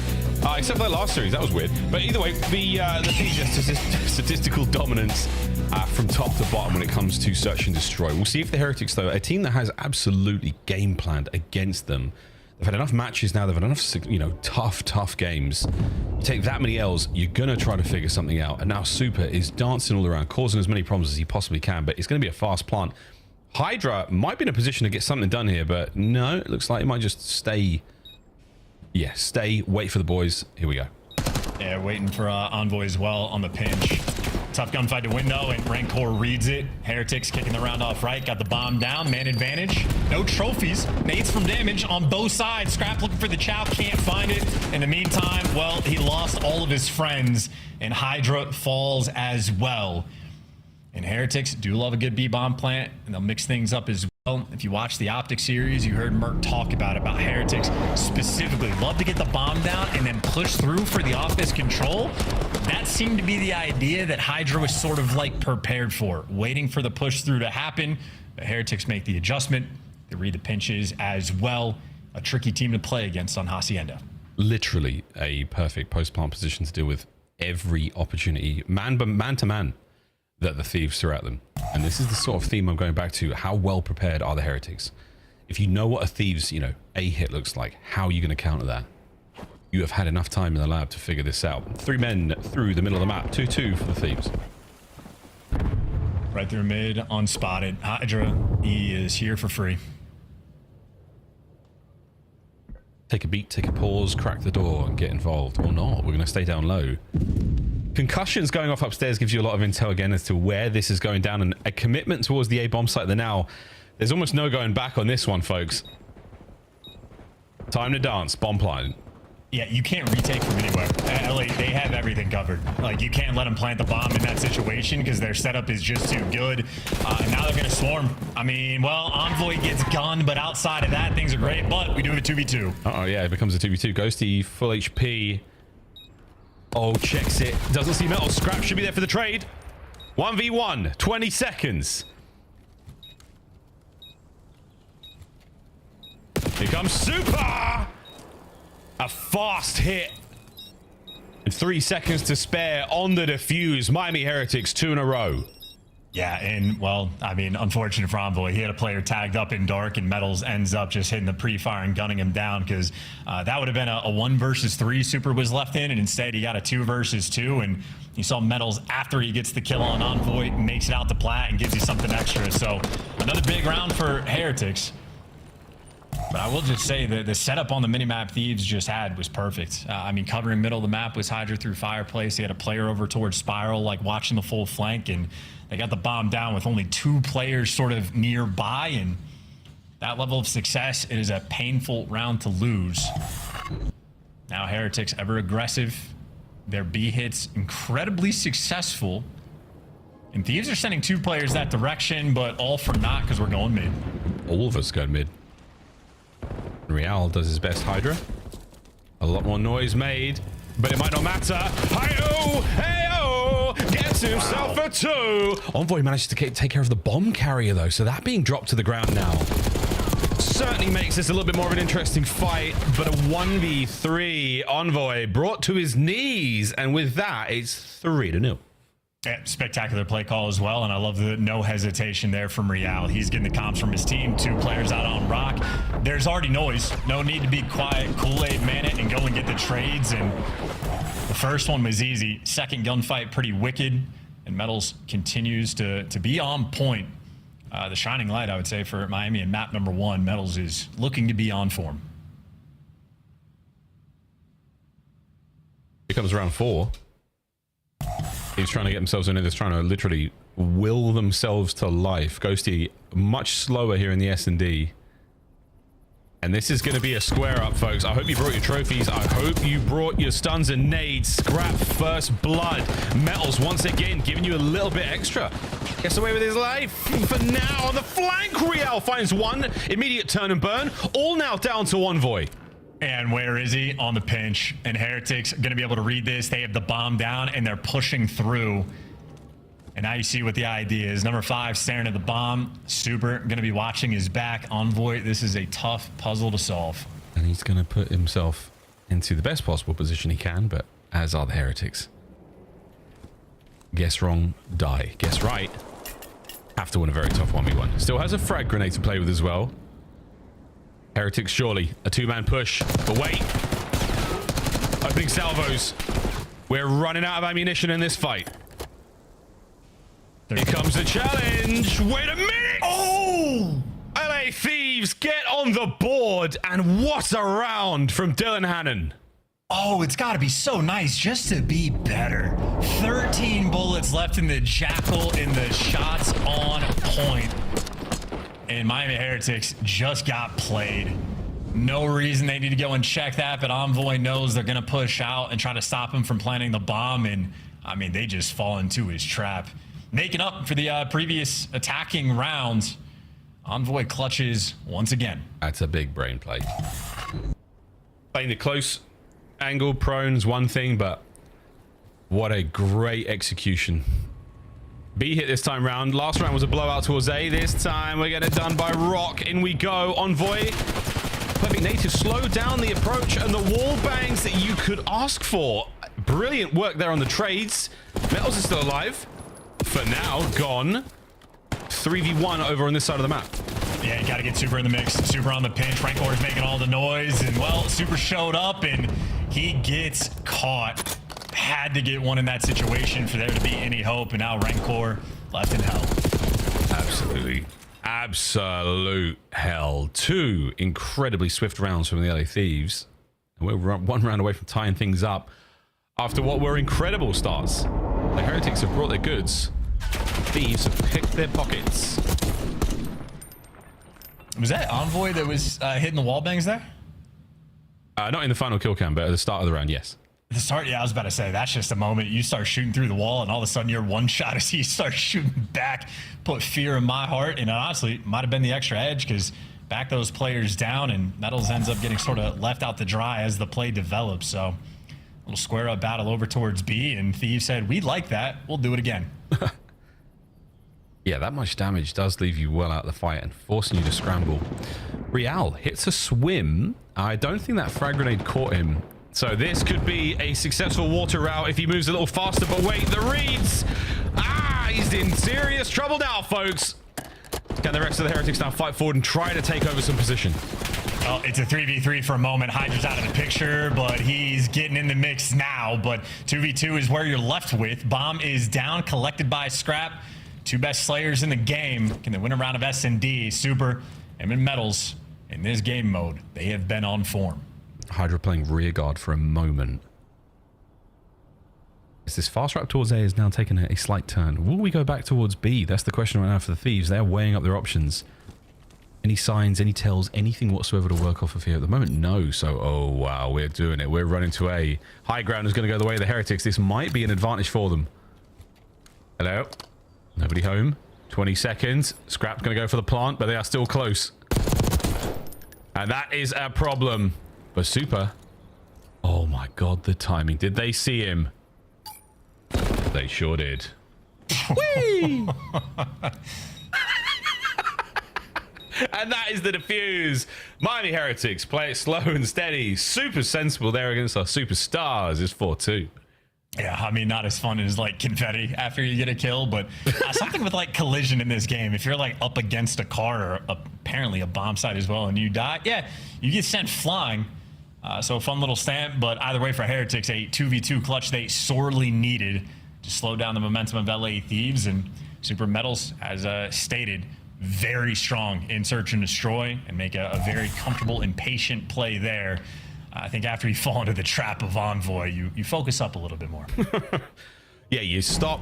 You know, I mean, even then, did they make a bad decision? Not necessarily. They just slammed. Hate this. Yes. I hate this. Can we get a free cam shot of this? This is an ugly looking setup, but is it going to work out? The potential for friendly fire is staggering. Down low, Hydra rips the setup a new one. Bomb's going to have to be recovered from the down low side of lobby. There we go. Okay, back at it again, folks. Thank you very much, team. Envoy, free kill for Envoy, right? He's going to go on the hunt. He clears the space, actually. Juke just a little bit, but he still got the man advantage. Oh, dear. That was the last man up from Metals now in a 1v3. Still was the bomb. This is... Oh, spotted. Ghosty. What a kill! Pixel perfect play now. It's a 1v2. Decent bit of time to work with as well.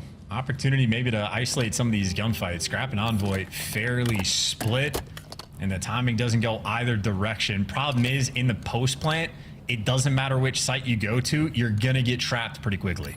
Yeah. Not a single audio cue. Yeah, Envoy's gonna move any second now. Oh, never mind. Wow, Envoy gave it up, so they didn't trap him in. Oh, wait a minute! That's a lot of damage. That is a lot of damage. Lethal and tactical still available here for Metals. He's got to isolate this fight absolutely flawlessly. And he's left himself wide open. The snapper's got to be there for Scrap, who's upstairs, and the timing has just not worked out. He's now a red dot on the minimap. Slaughtered as the Thieves bounce back. You know, if he's a little bit more patient, maybe the play will fall into his lap if he can catch Scrap, but I think LA Thieves doing a nice job of clearing everything out anyway. So opportunity there for the 1v3, but ultimately too tough of a situation for Metals to be in, and Scrap gets credit for the final kill, and it does not get any easier than that. Tough moment there for the Heretics. Metals post plant. Not an easy. I mean, two players like this, the Thieves they're gonna make you sweat for every single kill, every round.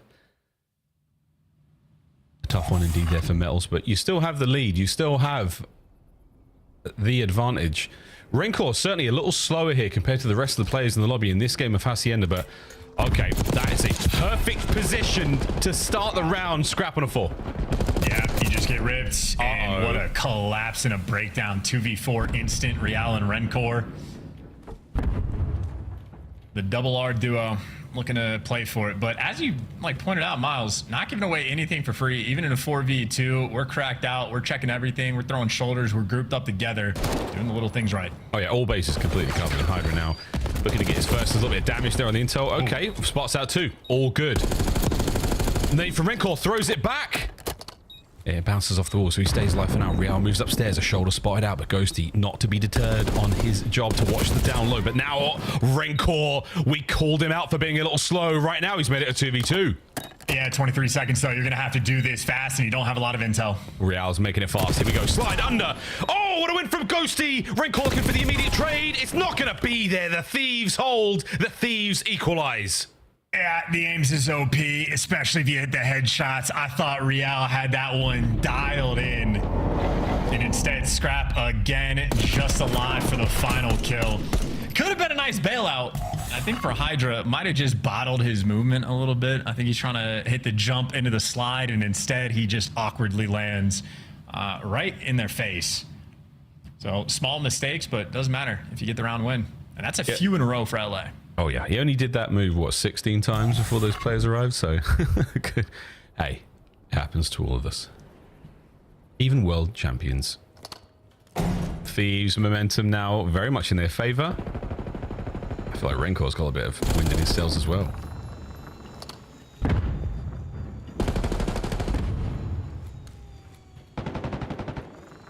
Metals, first blood. That's huge. And they found the RC car as well. And this is how Heretics love to play the B site, getting pushed up. They're not in office control, but you already see Real's over towards boat. Super might get traded, but it's bombed down, and the Heretics players are in prime position to clutch up. They have got no eyes through the bottom side of the map. Ghost is going wide. Envoy playing slow as well. Okay, double back, get upstairs together. They're clearing out the post-plant position. But little do they know. Oh, no way. Yes, wait. Metals again. Another big one on the round. Can he close it out here? No need. Rencor there for it. Heretics map point. Yep, and Nate shot. Dude, I think he was correct about the RC cars. I know he had the worst Call of Duty of all time. It's saying don't use them, but I still don't like them. And I think Hydra just got isolated in bottom fireplace. Metals picks him up for the first blood, and then nobody's home for LA. So not only is it a free plant, it's also just like free space into your spawn. And that is worst case scenario when the bomb goes down on B. I love that play as well. I mean, leave office wide open. Plant for office, leave office open. Thieves are going to clear that out first. Especially because they've got an extra man to post up there, and the trap was set. Metals did have to win a big 1v1, and he does. So congratulations, lads. You find yourselves on map point, but now you find yourselves looking at a mean Thieves. The pitch was there from Hydra, and no, it's a team kill, 3v3. Yeah, Renkor's underneath him now, so he's going to be going on a pinch. Bomb planted at B, and Renkor's going for the hallways, so he's got eyes on Scrap. Dead to rights, 3v2, traded out instantly because they never went for the plant. And now we get to test the driving skills of Super. Honestly, 10 out of 10. 10 out of 10. Problem is, he might die here in a second. Wrong side of the map. Metals! Oh! What was that? Is he... What? Game Heretics. We're going to control. Where was he in the jetpack era? We missed out on a special career. Metals, that looked crazy. Wow. Think about it every night and day. He sent it from top window. Perfect peel on the guy on the bomb site. Was it Scrap that died? He's sitting there thinking like, what just happened? Ghosty. It was Ghosty. Was it Ghosty? Sorry, what just happened? No shade, but like it happens. No, what? What a win. And what a map. We were getting ready to roast Super on the RC play. But I like what he did. He detonated it immediately, got out of that fast, and then put himself in prime position to help win the round. So, yeah, couple of moments all got to things go right.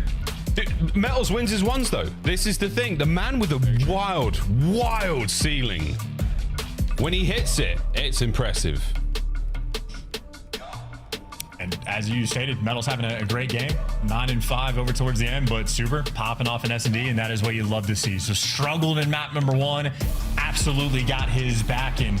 Just to touch on the RC car play, you're absolutely right. It was perfect driving. Through the fountain, checks the bomb site, says that one's clear. Let me have gun up on this one. So perfect usage of the score streak that you get there, and we're poised up for a vault control where last go around LA Thieves beat them down in a 3-0 fashion. So we'll see if Heretics can find the special something, and I think Super will be the focal point. Well, guys, this is the way it goes in Control. Every series with the LA Thieves, you kind of start up 1-0. Desk, is this the day? Is this the day of all days? If I died like whoever just did the medal. PC off, bro. I'm doing all the super fingers right now because I'm pretty excited about what's going on with Miami. Let's take a look back at what broke Chance's brain. It goes by the name of game number 2. And Search and Destroy got weird at the end, just when we were ready for a 2-0 start for LA Thieves. It's the Heretics making it weird. Yeah, they did a really good job early on. You know, Real was getting super aggressive through mid and getting behind them.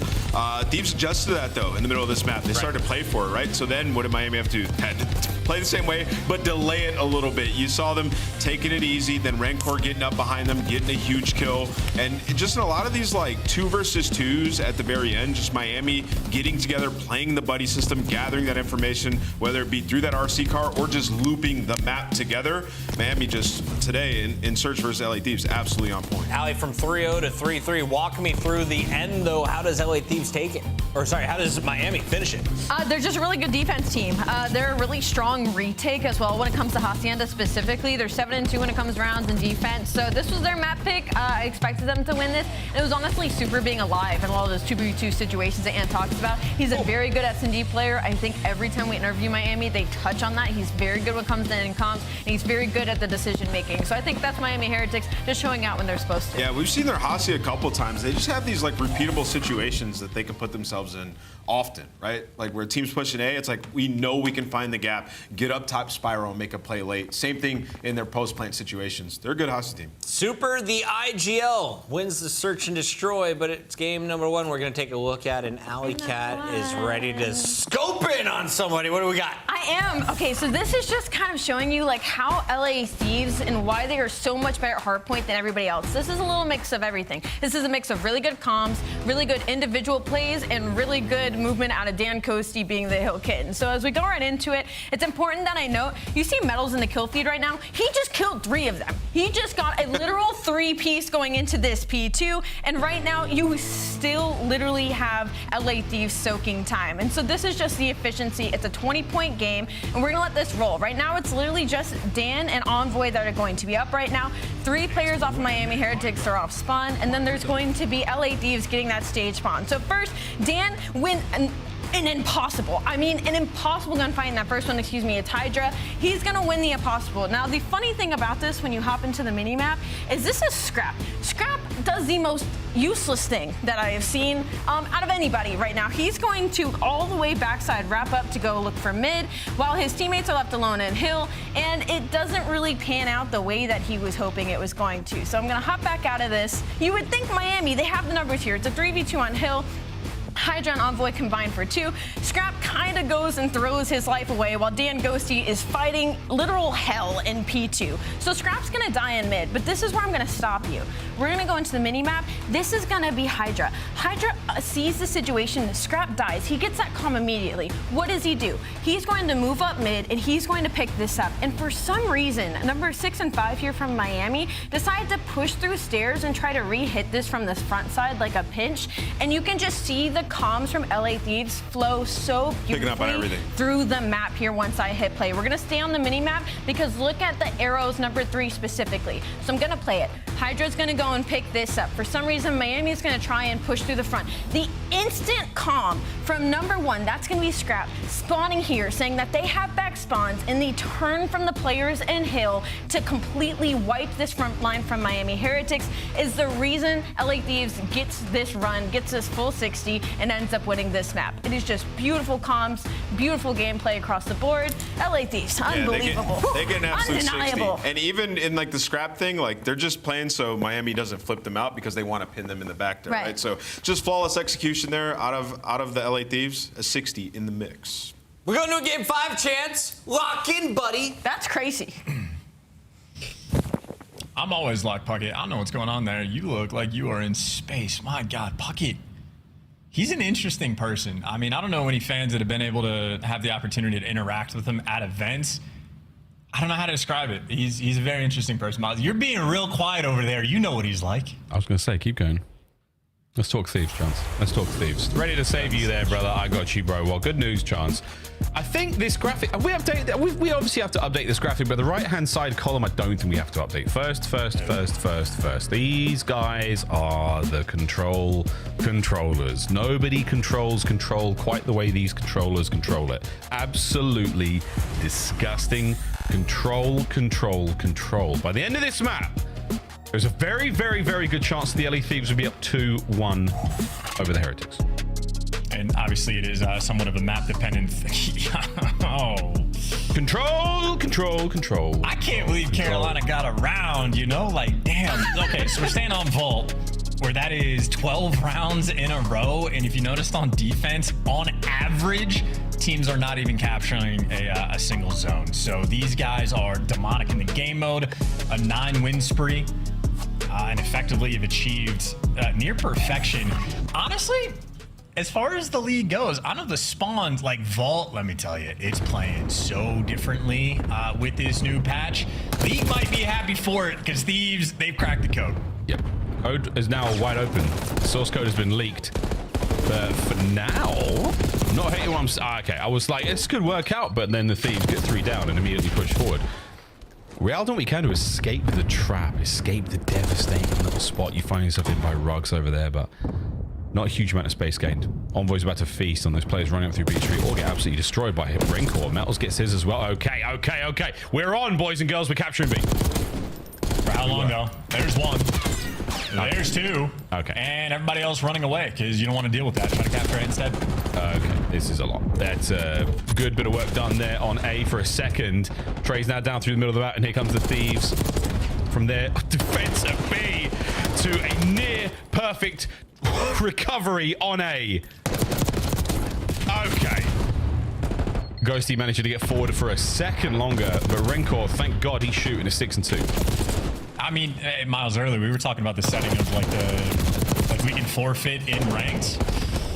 Miami Heretics are going to battle back, but at a certain point, you just don't want to give them momentum. Like, if you're losing the map anyway, just don't let them keep the guns warm. Make sure their comms are off. Like, I just 1 and 4. End the game and let him just be 1 and 4. 1 and 5, honestly. It's going great.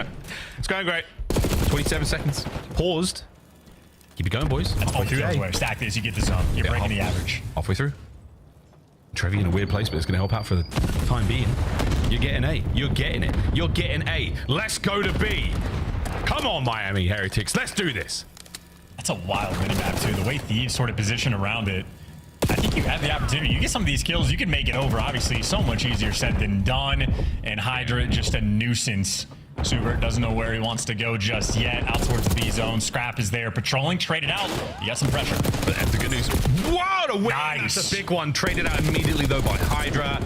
Okay, come on, man. This is exactly what you need. Is a massive individual play. Bad news. Ghosty is right back up in your business. And here he... Okay, super. What a win off the spawn. He's also shooting really well, Chance. 7 and 4. That's a problem. 4 spree now for Hydra. Yeah, you can just see Heretics are not prepared for this level of pressure at all. Not ready for Ghosty to be behind it, not ready for Hydra to be behind you, and now they're just having to spend so much time looking for guys like Hydra that by the time you find them, you're already dead. Yeah, look, this kind of tomfoolery, this kind of buffoonery. A team doesn't get bamboozled this easily. 8 lives to 2. Heretics are on the receiving end of a thunderclapping. Word to Nameless. Last man left alive, super. We'll see how he goes for a second, but nah, not at all. Thieves. Decisive first round, but congratulations on the A capture, Heretics.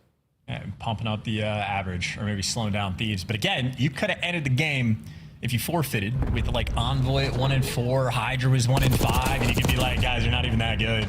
We just didn't want to play ball control. And now Scrap has 12 kills in round 1, and they're feeling great. Okay. Yep, this is it. This is how it goes. I mean, I don't want to say it. Like, yeah, just fast forward this IRL, get the time stone out, and let the Thieves just run. 13. I mean, at minimum, we only saw the graphic of the most recent 5. I don't know how many rounds of vault control they've won in a row, but it's at least 13. They're very, very good at this. They're very good at this, guys. Super sweet nade. He gets damage into 3 players. This could easily be a 3 down. Ghosty's finally going to get the regen done. So now a little bit of pressure on the attack. And Metals immediately towards the back line. He's going to get a freebie here. Oh my god. Oh my god. How dare you jinxed it so bad. That was a catastrophe. Sorry, Metals. That one's on me, mate. Miles, we've been talking about how this is the year of the jinx. Like, it is on cooldown. Yeah, nade with the RC car. The Bose clip recently made me laugh out loud IRL. A-zone captured. 2 minutes to play. Hydra from the hip. Oh boy. Can't get more of that life though.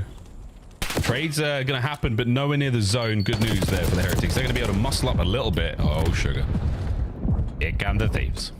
Yeah, and Miles, you're the jinx. I don't know if you've listened to my gassing, but I'm trying to jinx Thieves in this map so hard. I'm not forgiving nature. Oh, yeah, you're not trying hard enough. You're not trying hard enough, okay? I need you to step it up right here and now. Let's go. There's no way Thieves lose this map. There's no way. 0% chance. Real and Metals get there too. Envoy. Trade it out. Super wins a biggie. Scrap wins a crazy dogfight there against Metals. Both players' feet were above the ground. That's how it goes. 19 lives either side. 130 to go. Chance 3 dead Heretics. Yeah, look at that kill feed and the constant pressure. Ghosty applying it, wants to go top P4. So all 4 players on Heretics, they can't cross this line, but they got to win the gunfights out. They at least find Scrap and get him off the zone, but that is only one of many problems Heretics need to solve. And you know they could, oh, they know the double. Got him. Double for Hydra. Give me the kill life. The kills as even as you possibly can. Haven't closed out that B segment yet, so dip a toe, in and out. Yeah, try to bait those players. Try to make them fight their way forward. Real on a pinch. 5 and 13. He has been read and dealt with in every possible scenario. And Metals, nope. Hydra still fighting. Rancor suppressed. Might be able to push out and get the kill. The teamwork on Thieves, though, on point. They've been very efficient with the trades, but a moment Rancor, non-traded. Gets the one, stays down, and you don't exactly have a massive life advantage, and it might not last. Still balanced, though. 2 segments needed for LA Thieves, and they have plenty of pressure up towards this zone. And they're going for it. The charge of the Thieves. Trades. Second segment on the way out.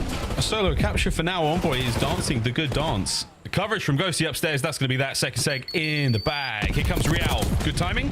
Bad timing. Envoy. Can he get another? Sure can, folks. Final 3 lives of the Heretics. And they are merely stats to be added to the pile for the LA Thieves in this game of Control. That's incredible. I don't know how intentional Envoy's movement there, but it looks to me like, you know, he doesn't want his feet to get shot underneath the van, so he'll stand next to the tire, but if he's going to be in the middle section, that's when he's like jumping. So he's just showing off some fancy footwork, and the read he had on Secret, it's like he can see through walls. Snap absolutely on point. LA Thieves in this game mode, they are beyond well, I mean, maybe not dialed in. They're so dialed in scrims that they can do weird stuff in matches, and it's just an automatic flow state. It really is. And something very funny happening in the LA Thieves player room. 2-0 as expected.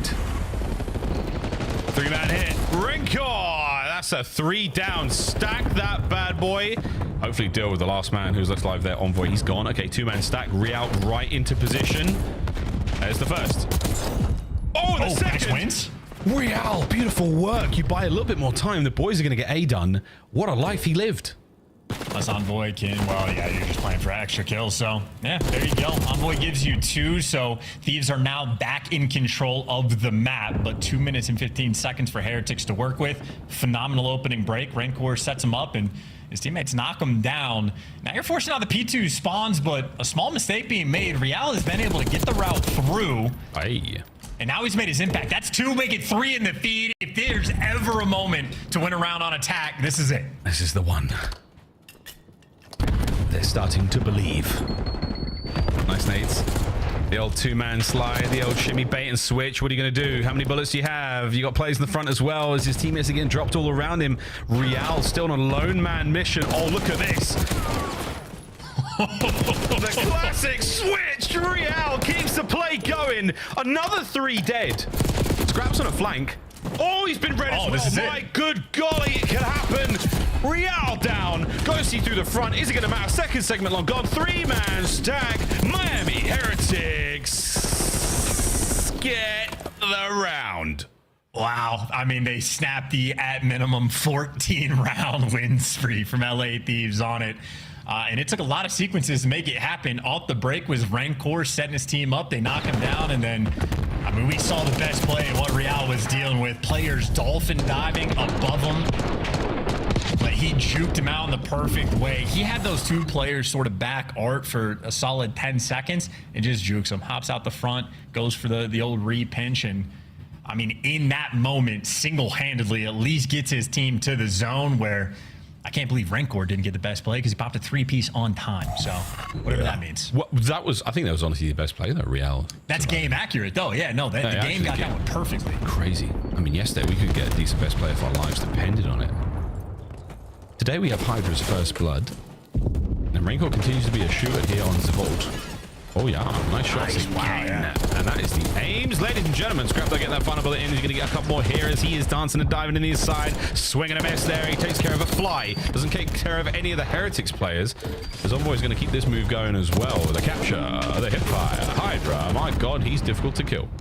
Dude, there is also just no room to breathe. Whoever the last man standing is for Thieves, always good about giving you a little bit extra so their teammates can get back in a situation to help you out. Because Rancor popped a 3-piece on the time.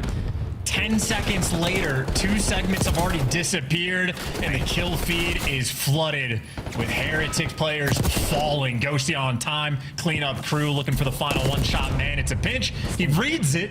But Real does get the jump, and they stop the progress. That was a nice turn as well from Ghosty.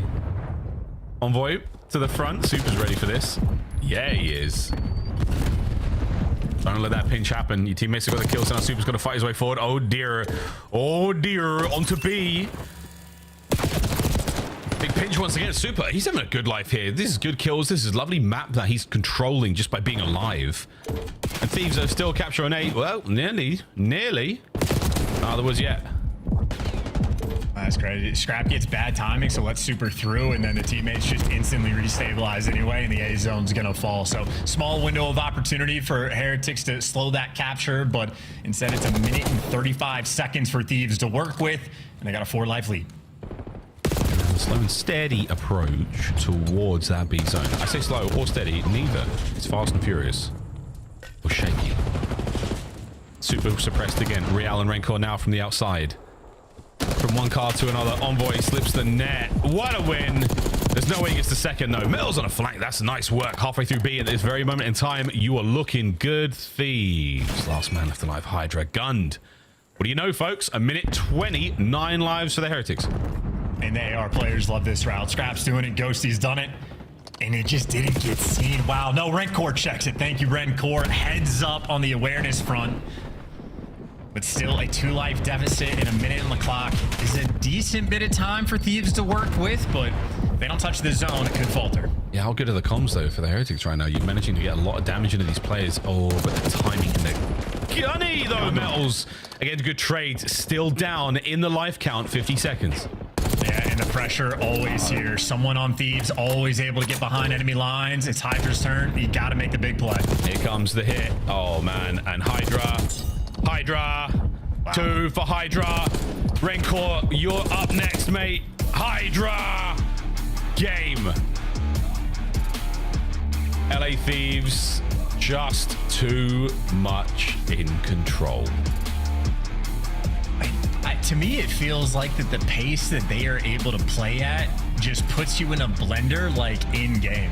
Because even that moment from Hydra, he didn't really have teammates up on the map. There wasn't a ton of pressure on the B zone, and Heretics, I mean, just rushing it to try to take care of Hydra like top art. And granted, it's not like they have a ton of time. It's not an easy feat, but I feel like you're just constantly in gunfights. You're constantly in war. Thieves always have someone behind enemy lines or trying to get there. And it just like, it forces you to adjust to that play style, and it's so difficult to actually find those moments to be able to slow down. So I think all things considered, Heretics played the map well. They were just going against the best, and the best delivered. Everybody positive except for Envoy, but that's because Envoy busy on the objective, right? 15 kills on the attack, putting in some serious work, but everybody delivers. I think you're right. There's an idea that typically we talk about the blender or a trap you're in is one section of the map. It's your spawn where they have a setup where you can't get out of it. You're constantly in gunfights. You're right. The Thieves is this oppressive gameplay style where everywhere you go, there is a player in a lane offering some kind of damage, some kind of assist, some kind of pressure on you. It's so hard to deal with that. It's hard to do. So kudos again to the Thieves.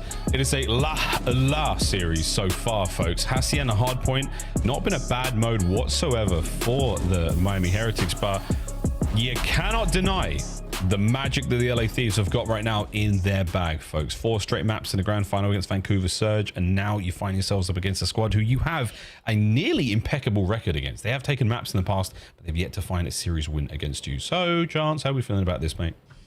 I mean, again, if you're an LA Thieves fan, feeling pretty good. Hacienda was like a very sore spot for the team. The first like 3 maps they played it, and then they sort of solved that puzzle, cracked the code, and now they've been pretty fantastic on it.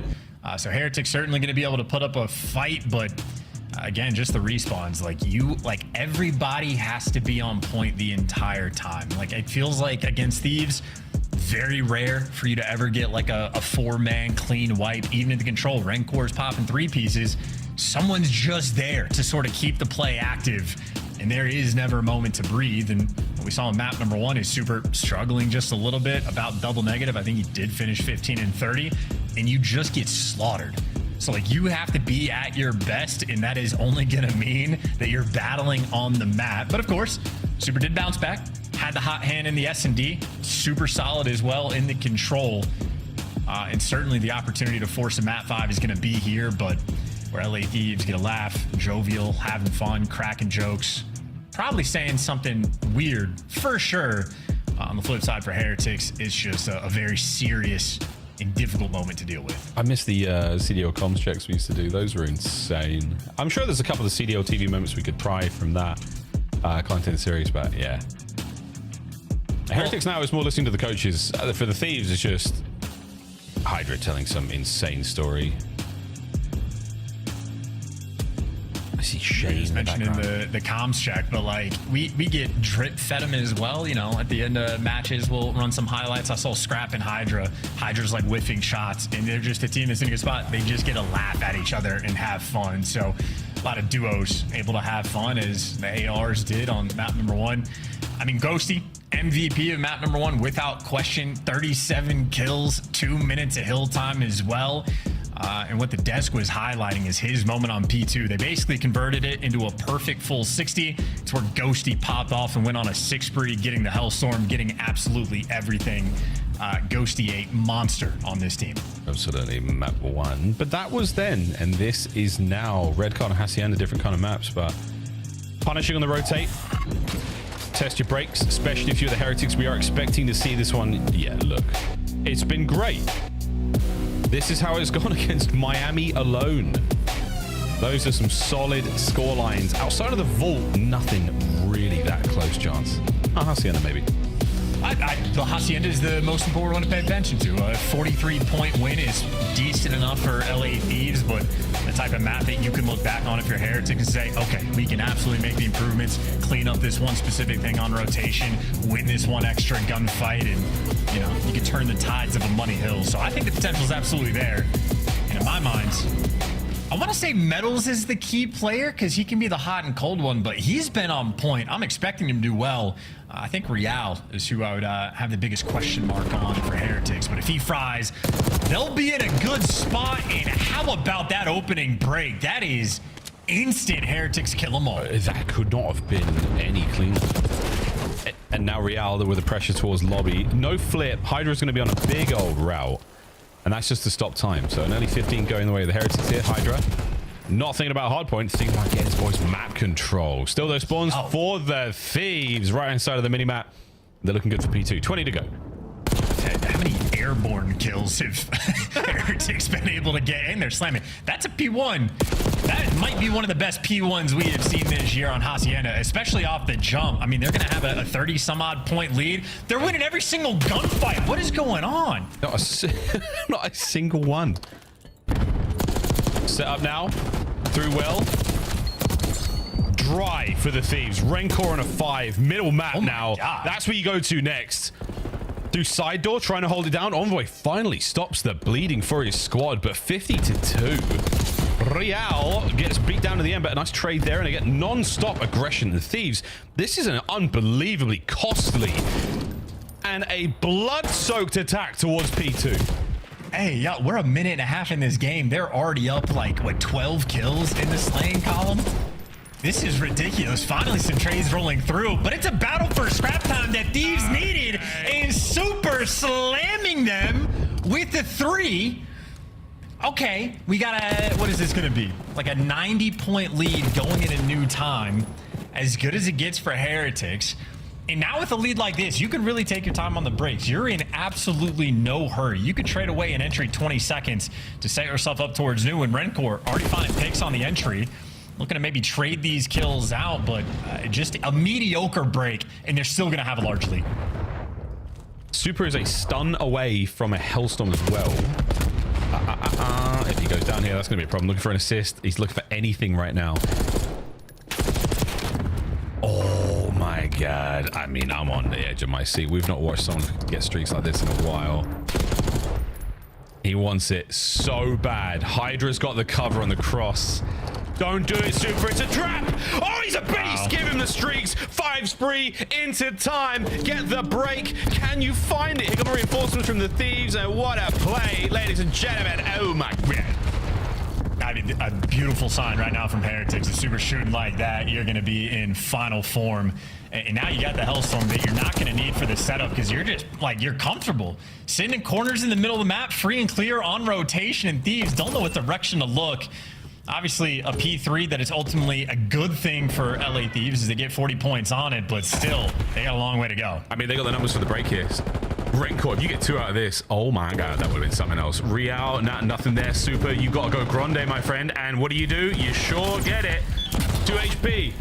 Nades are up. Metals with the perfect coverage, and the Miami Heretics do not let go of rock. And you better not accidentally call on that chopper. I don't know how pros have those on. I think they have to have 3, but I would just be so scared to hit a wrong button. Just be very careful. You press the down arrow, and you just make sure that it's in place. Oh, the old snap onto the second man as well. You can barely see him. Super living on time. Rencor with the coverage over by range. You've got no problems whatsoever, lads. This has been a disgusting point for Rencor. Wow. I mean, this, like, even long-term for Miami Heretics, I would say is a beautiful moment right here, just in terms of confidence. You keep getting bullied out in Hardpoint, you lose your ability to lead, or to believe, I should say. And right now, 100-point lead in firm control. Rencor, this is the second 5 or 6 spree that he has gone on. He's been spectacular. Super. I mean, these two guys, look at the stats. I can't do the math. 32-13 right now in the kills column. Heretics, final form. Madre de Dios. Let's go for a listening with the Miami Heretics. Son 2 arriba rojo. Vale, escuchadme. Yo intento muerto. Dale. Blanco pot una bala. Blanco pot, arriba derecha rojo y el del punto. Si estás la de rojo. No, guárdatela. rojo. Arriba. La de rojo no le veo. Ahí no atrás del pozo. Ahí no atrás del pozo. Están en la izquierda. Blanco pot muerto, Blanco. Arriba derecha. Rojo, más tocado, le da 3 tiros. ¿Estás tocando? ¿Ves un tiro? Solo uno, tranquilo. Tiene de frente al siguiente. Me tengo antes Vamos, larga, te puedo. Deberían hacer pozo. ¿Podrían hacer el spray? Muy tocado en el lambo. Este es buena, bro. No buena rajo, Estás jugando los 6, bro. Mete.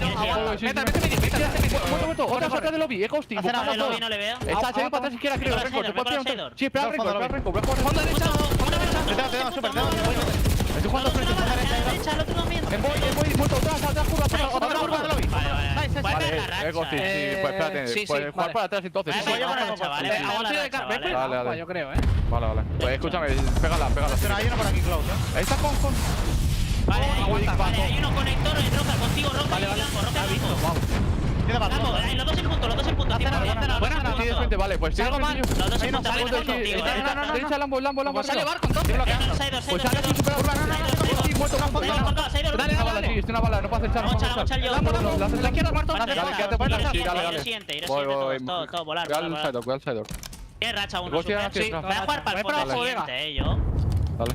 Estoy jugando para el fondo del siguiente, ¿vale? Vale, necesito por pozo para el siguiente, ¿vale? Sí, están haciendo la línea, vamos a limpiar las cosas juntos. Voy a pinchar pozo ahora, ¿vale? En el fondo, muerto, tiene una bala. Tomamos el tipo y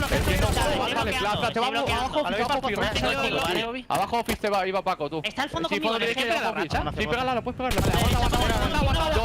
Están dobles, Está full tú. Aguanta mi meta, Tini fondo, plaza.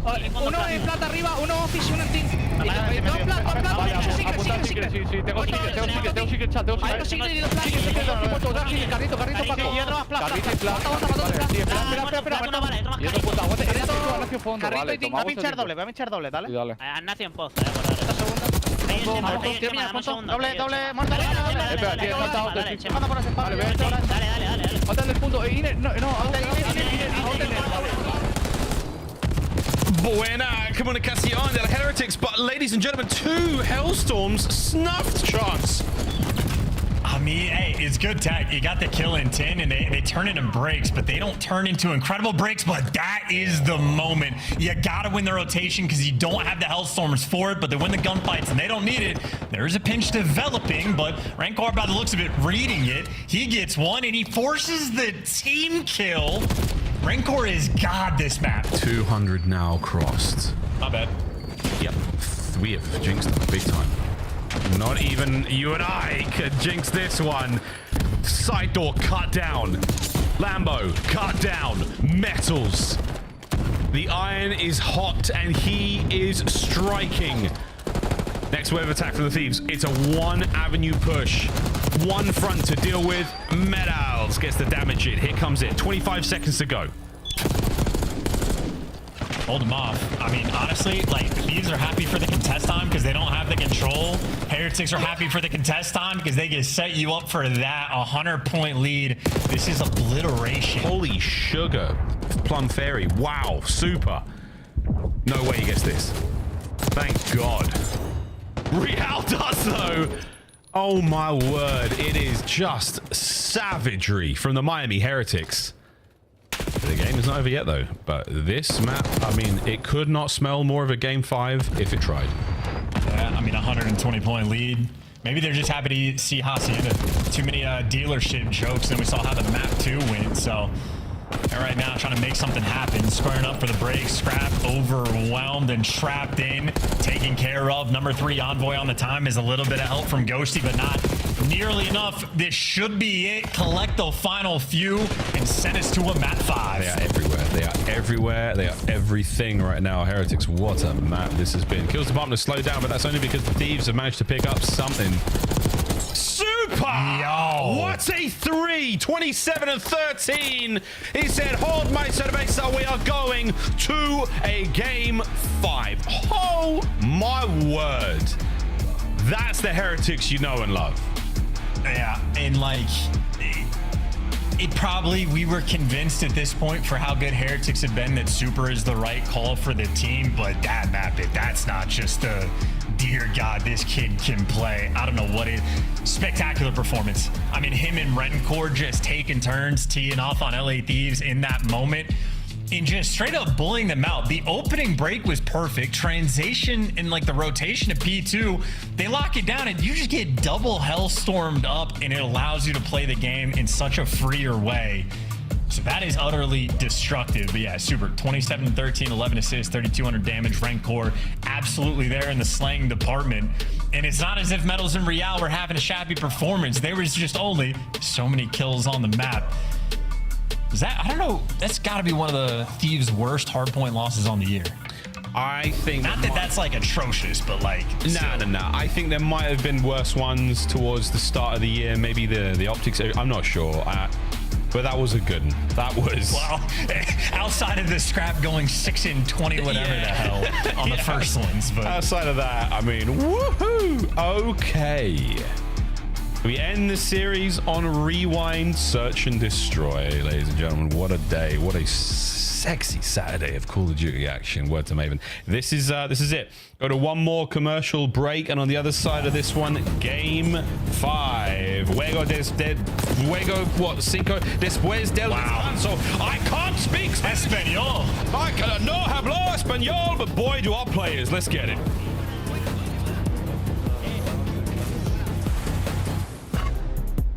The Esports World Cup is an official partner of the Call of Duty League. Upgrade your game with the Scuff, the official controller of the Call of Duty League. The Call of Duty League is brought to you by Monster Energy, the official energy drink of the CDL.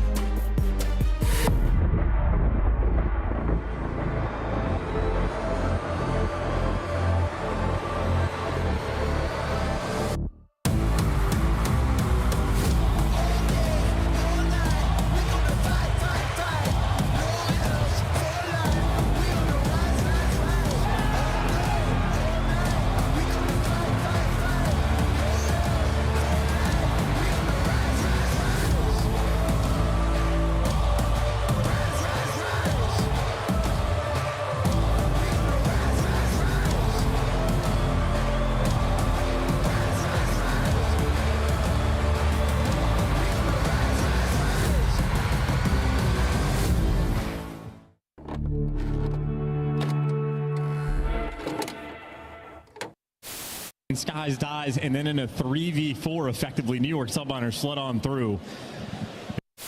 Look at the route that Shotzzy's taking, shutting down the entire. Oh my gosh! Yeah, look at Ant on the minimap. Depending Guy's on what an the absolute timing butt of cheeks. this looks like, Mac gonna go for the waiting for the elevator. Plan, He's patient. We've got 3 different floors worth of areas to explore. Your Shotzzy, and now the time starts to tick against OpTic's defense. And I don't know if Sib got a sound cue that potentially someone's coming in the elevator. I guess not. Here he comes. Shotzzy on the pinch. He gets it. Someone's playing towards top window, and unfortunately, Sib, you just were not ready. To forget about him and instead try to play for the quick retake up the middle inside. Well, he sees a lot of it, but not able to find any kills. So now Kleenex, he's really far away with the rival 9 at the moment. He's going to wait for Envoy to be the first one to move from the flank. Smoke is out. Envoy to check. No one's on the bomb, and Envoy holds his position a little while longer. Oh my! How do going for it? They're going for it. They're going to be in as well. It is not the Ravens. It is a Phoenix that has risen from the ashes here at the major. They take flight. They break the curse. And London can finally weep tears of joy and not despair. Right, champs is solidified. Now it's about getting that championship. We know how that momentum can get you the ring, and look at that trophy. What's that? The best in Call of Duty history right there. We did pretty good in Black Ops 2. I think that thing is better. Let's take a look at the catch. Hostiles have the Hardpoint.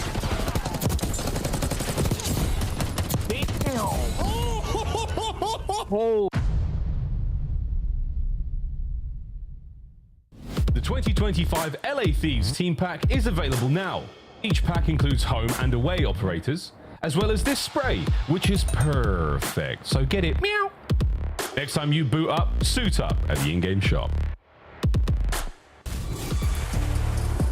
Ill Kittens were not pairing in that last one for the LA Thieves, but we go back to Assertion Destroy and we run it back on Rewind. Oh, chance. What a day of games. What a series. Is it another upset? Because as far as I'm concerned, Heretics win is an upset. Okay, am I eating my words on the day of upset? Maybe. The Jinx made it to the casting booth. Well, the interesting dynamic for this map 5, the fact that we're seeing a rewind. LA Thieves chose it, and that's because Heretics allowed this to happen. They did not want to deal with the dealership, and well, we'll see Thieves on one of their better maps where they have tech. We saw earlier a lot of wall bangs rolling through, both Scrap and Ghosty getting ridiculous damage output. Of course, for the best of 5s in the map 5s, fairly comparable record. It's actually, I mean, it's neck and neck. They're right next to each other. Great. Frankly, as far as I'm concerned, as close as we can possibly get to a superb show. To Rewind, we descend, and Super, I mean, he sits so far back. I'm sure he can see all of his teammates' screens. It must help with chemistry, where he's able to sort of subconsciously take into account all of their gameplay at the same time as his own. It might be the wave, Chance. It might be the wave. He's the one human using 100% of his brain at the same time. To play COD, soaking in 3 POV. He doesn't have to listen to his teammates' comms because he can just see what's happening. He's tracking everything. He's like Q. He's like the observers. He can see all those POVs at the same time. And he has to make great decisions based off of it. Good decision now from Hydra is not to just fly into that bomb site. But Envoy, hi! First blood. Shot through walls. I'm telling it. Yeah, Envoy and Ghosty raining bullets through everything. Oh, wow. Metal's nice bounce back. Doesn't get the bomb planted. He and Rancor now. They've stopped pruning the bushes, and now they're about to bang out the site. Scrap somehow finding a kill there. Rancor on the trades, and it's the 2v2. Scrap, by the way, with the wall bang kill. Just going to keep track of those. And Envoy with the worst timing I have seen today. And that is going to get his teammate potentially killed. And that's saying something, because we have had some stinking stinking timing today. Good shots, though. 1v1. Mano y mano. Nerves of steel. And straight shots. Aims who's your money versus a on? Jackal. I got Envoy. I've got Super. And it's close. 20 to go. Yeah, Super makes the play. Yeah, he did. Where's my money? I was taking Envoy just because he has been unbelievable in the clutch, but Super with the perfect read. Expects Envoy, loves the pinch, patrolling the outer route, and ends up being a perfect read. And okay. We're getting excited, aren't we? Don't forget the double birds on LAN. A man who's not afraid to let his opponents know how that one went or how he feels. It's very healthy. Envoy is also literally the last player on Thieves whose body I would shoot. He did. I mean, it was a great snap. But regardless, this round ain't going to go the same way. Envoy, he shot his body, and the trades are now rolling in, and that is a 2v2. Scrap on a big pinch. He might be in position here to go wild, but he might have also been caught out. Shenanigans on the other side of the map. Ghosty runs through a plate glass window. Well, I mean, they're just in a pinch. Super's actually in a really good spot. Wow. Oh, yeah, that's tough. Whoa, nearly. 1v1. Who's your money on? Super. Cash. Miami Heretics 2-0. Holy smokes, dude. So clutch with 1v1. Dude, even in the, like when things were getting mixy over towards the site, him like backing up into gens and putting himself in a corner. Perfect play, because Scrap was working on the pinch. So Super, incredibly heads up gameplay. 5-0. 2 different 1v1 wins. Didn't shoot bodies that time, but either way, a hell of a good round. These have been some crazy wins coming in from Heretics and Super, and the reads right now, simply on point. I think you might be buying me dinner at DreamHack, bro. Yeah. Might need to buy you too. It's Super versus Ghosty. One of the more extreme gunfights you will see in Black Ops 6. Ghosty might be making it even more wilder, but for now we are lining up on the inside of the A-bomb site for the Thieves. We could be looking at a plant. Yeah, here we go. And Super reinforce the site. Not going to work out. Hydra first blood. Yeah, trying to swarm, but now you're just going to be forced in through a choke point. Real clearing space, and they found nothing. Well, they came so close to it as well. 3, 2, 1. Oh, I love this. Hydra eats the Semtex. A little sticky situation he finds himself in, but the clock is ticking and it's burning red. And Hydra, he can feel the no pressure. He might just hit a repinch here. It's perfect plays. Super gets an extra one, but finally he falls. 3v2 for Thieves, and there's just simply no time. You're cornered up, you're creddied up, and, well, now you're going to be dialed down. Thieves get the first blood in the post plant. They make the perfect plays after the fact. Hey, they might line up, but they got the kill, and they get the round. Woo-hoo-hoo. I mean, it's a temperature check. And it's the comms, it's everything right now. I mean, this is a big series. This is a spicy finish. This is muy caliente. It's also good trust for the LA Thieves players when Hydra is like half HP from the Semtex hiding. He's just trusting Scrap to look over him, like sort of, I don't know what to call it, from the armored truck, like the hole in the wall sort of thing. Yeah. So Hydra just knows he doesn't have to tweak out, reads the intel, and goes for a repinch. So good Call of Duty, good trust in teammates, and Thieves are on the board.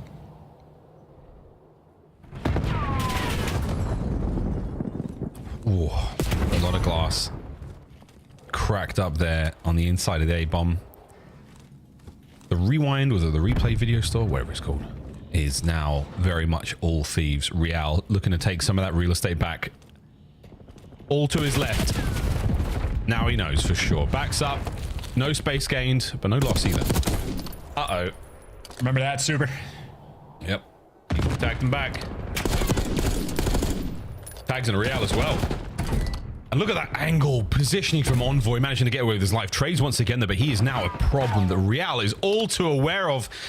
Not the problem he had to deal with, though, as Redcore finds himself in an impossible scenario, and he will be felled as well. Thieves back-to-back. Yeah, back-to-back rounds where they also get a clean first blood, which is to say non-traded. Envoy wins the gunfight. You can tell he's responding to the pressure. He's getting active, but he's also just finding the exit route through the courtyard, and the players trying to hop over the wall. Well, Envoy's teammates had him covered. So Hydra there for the final stamp, and I think he might have had a 2-kill round there. But Envoy just sets him up for it. I mean, switching to the AR as well, a lot of aims getting used by some of these Thieves players. My God, that gun is good. Yeah, we might have to start a narrative, or at least to have a conversation about this. No nades. He's going to walk into this part of the map relatively uncontested. A little late there on the display from the Heretics, but that means that we are doing it over by B, gentlemen. We're doing it. It's going to be dirty. There's going to be a lot of bros over here, and the trades are not found. 4v2 Heretics. But we're still at B. Yeah, huge win by Real. Had the right gun for the job. Ghosty finds a pick. Envoy and him working together. These are two extremely clutch players. Problem is, you're just sort of tucked away in the depths of Spawn, and Heretics, they have grouped up together. What happened to Renko? That was weird. I get an instant replay on that. Ghosty.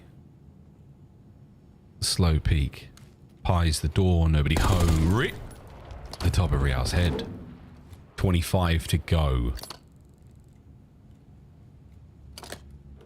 A-bomb might be it. You even got the time. The Heretics players too. They haven't seen Envoy in so long that they're just watching the flank. Hey, good idea. They should be good though. There's no way you get this bomb down. There's no way. Spotted. The coverage. Ghosty's good. Pinch is done. Yeah. And that is that. What happened to Renko in the round? I'm still questioning. He got shot. Ghosty was standing on the bomb and he was running across that courtyard. He was like going out our street. He just got caught. He got shot. It's called, dude. I think my audio is a little low. I missed the shots in the back there. Missed the kill feed too. Amateur. Not an amateur. Metals.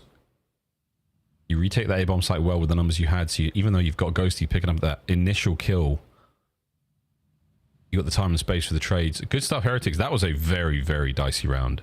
Good work out of the Thieves to stay alive that long and even make a case for it. But 1 round lead. Here we go.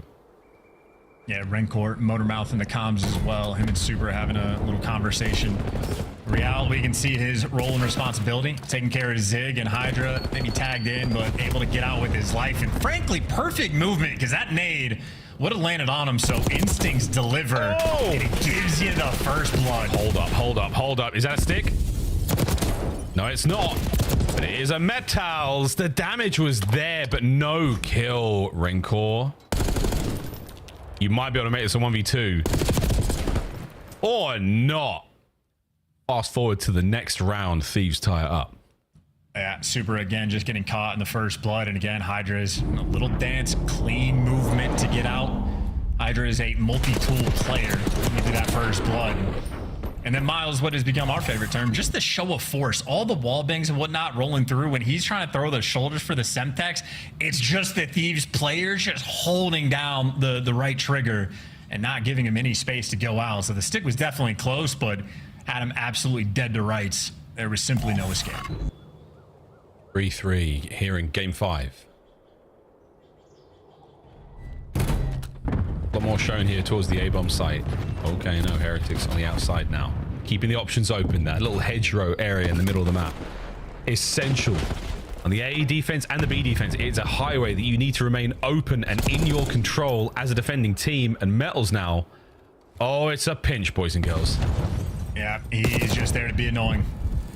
And Real just knows he just wants to live. They got him more or less trapped. You get Rancor Metals. Well, he ends up getting caught. Traded out, though.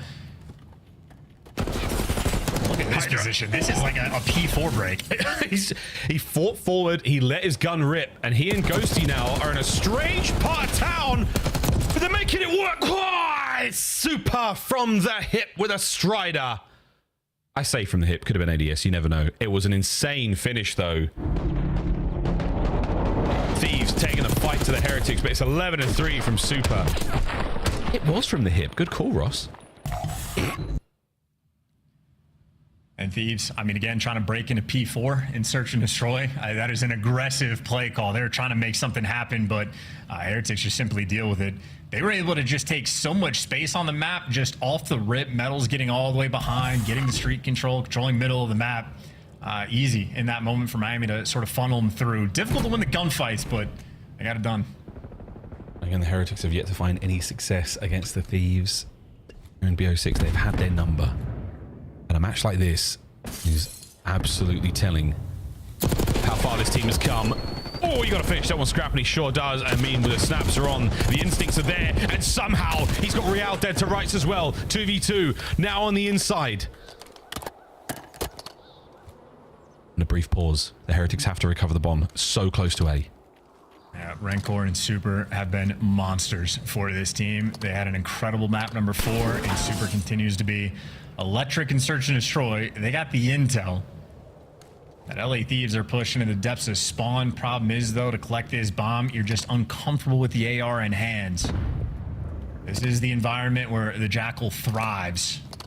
They're committing to it, and they're going to be able to get the bomb down. Thieves, uncontested, let this happen. Yeah, they had no idea the bomb was down. There was just behind those counters. And oh no, Hydra opens the battle.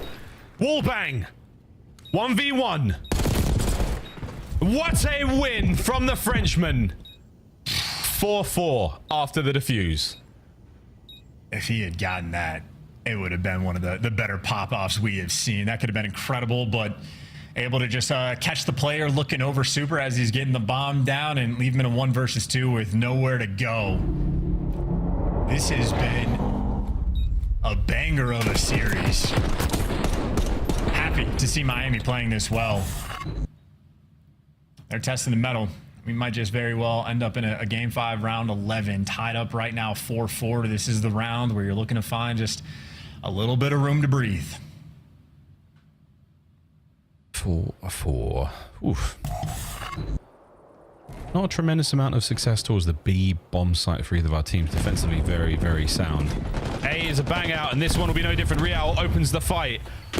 You slow things down. I wonder how much intel you got with the stuns, but the nade is great. Man advantage still Heretics. 2v3.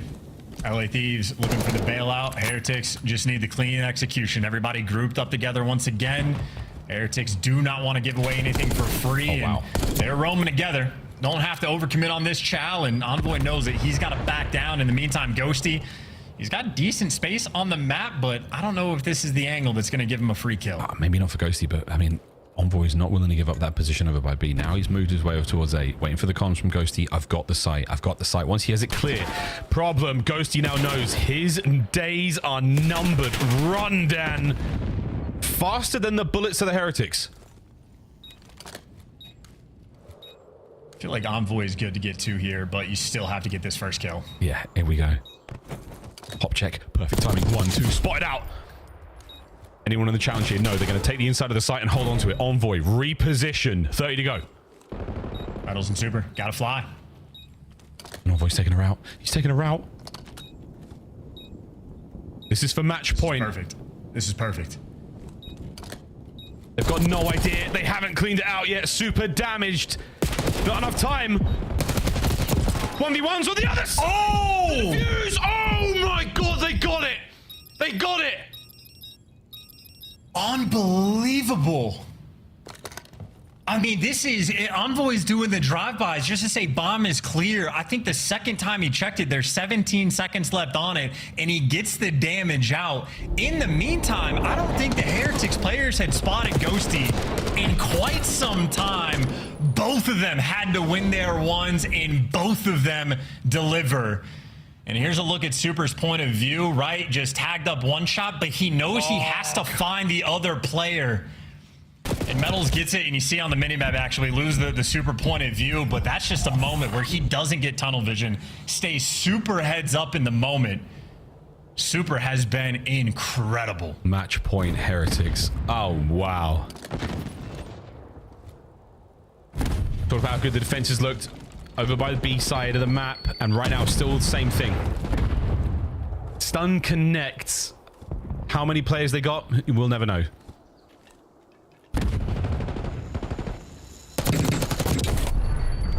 Great shots on the RC. Yeah, that really is not easy. Pros are built different. Scrap, here's the door.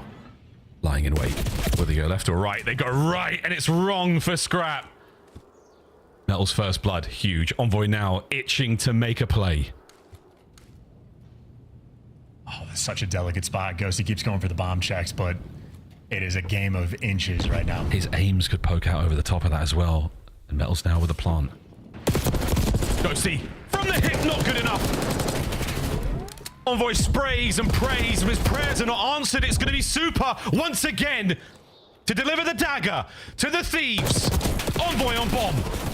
Can he live? 1v1.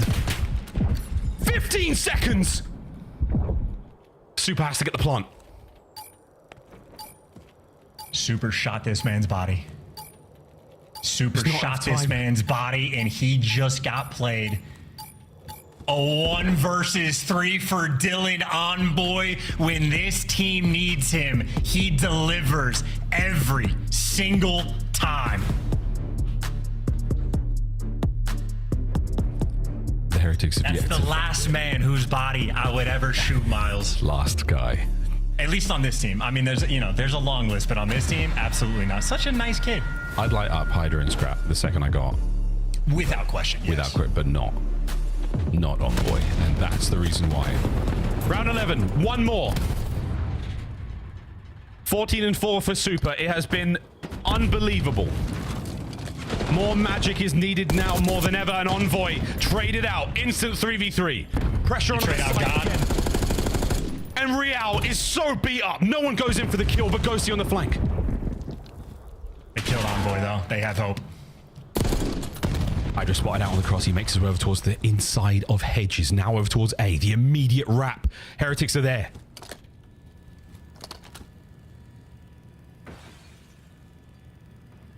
Bomb plant. Bomb down as well. This is perfect for the 3v3. They're trying to take street and Scrap. Rips right core. 2v3. Real trades it out. Oh my word, to 2v2. And a wide spread now from the Thieves. Hydra goes through Diner. Ghosty. He's going to stay hedge side.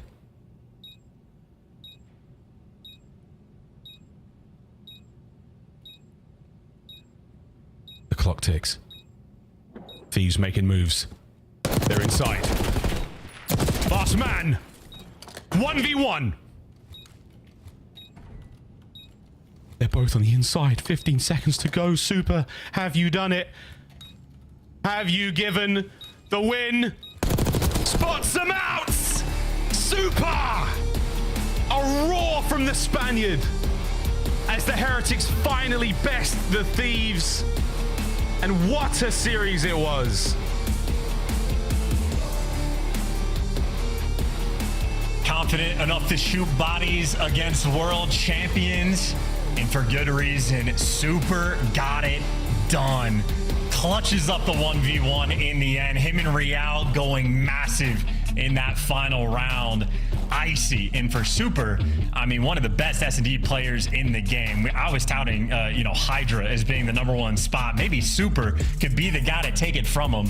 That is back-to-back double-digit performances, which, by the way, I don't know how many maps Heretics have played for Search and Destroy. Maybe like 12 to 15 with this roster. Super already has an incredible amount of double-digit performances, and now he's doing it against the reigning champs from the previous major. Quadruple positive, 10 non-traded, 2 bomb plants, and a defuse. And the 1v1 towards the end. Bow down to Supremacy right there. That is as good as it gets. It does not get any better, folks. What a rewind. Glad to see it back in the map pool. The Heretics get the last laugh here in this matchup. Saturday comes to a close. Around 11. and one for the ages. Today's been a good day of COD, folks. Day of upsets, man. Day of upsets. Day of upsets, and we've had some incredible individual plays. Those performances there as well. Cammy's round of control. OpTic are somehow back. Guys, on the desk. Nameless, what flavor of Monster Energy are you? The OG black and green can, bro. Yeah. The absolute OG. Today was electric. Yeah, Chance, enjoy space, my friend. We are all in another dimension right now because it is upset galore after getting 3-0'd on land. A round 11. Super makes up for his mistakes in round 10. Envoy does not get the best of him tonight. It's Miami with 10 more points. That was awesome. That was incredible. I don't even know, like, we go back to this game 5, and you're just like, you go on rewind, and for me, I look at this, and I'm like, okay, this is LA Thieves pick, right? You look inside Miami Heretics, they're 1-1 in the last 30. They plant the bomb, but they typically, more often than not, get retakes on. That's what LA Thieves is incredible at. But then there's Super, who's getting like 4 kills per life. We can't trade this guy. Unbelievable. This is not the LA Thieves that just won the event. Yeah, I thought Miami did an incredible job on some of their defensive rounds. Like, what you see Thieves trying to do a lot on their offense is like they get in the gens and they try to pull out your attention, then they'll just thunderous push through DVD, right? Well, what Miami was doing was either they would send somebody on a flank to pull attention away, or right here you see they back all the way up to their spawn once they show that flank, and now you're fighting an advantageous gunfight in your base. So I thought Miami were so prepared for this, for the looks that Thieves were throwing at them, and despite how good Thieves were, like Miami just clutching up in the end, and obviously Super making massive plays. And even in the round that you guys just saw, like they just took 2 ISO ball 1v1s and end up getting the defuse with 0.8.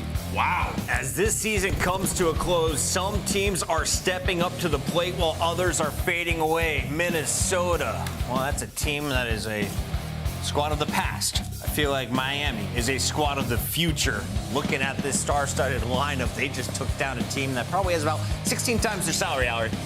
I mean, and we know that Miami Heretics are capable of this, but we're talking they were 0-5 versus LA Thieves on this season. Now, 4 of those matches were on land. They went to a game 5 back in Major 1 qualifiers online, so maybe they match up well when it comes to the internet world, but wow, I hope I see that at DreamHack. Kleenex has the world record of 17 kills, but he holds the L today. 16 kills, gets a W for Super, and he is in our winner spotlight. Welcome to the Monster Winner Spotlight, Super. Were you expecting it after 3-0 loss back on land? What was different on land, or sorry, online tonight?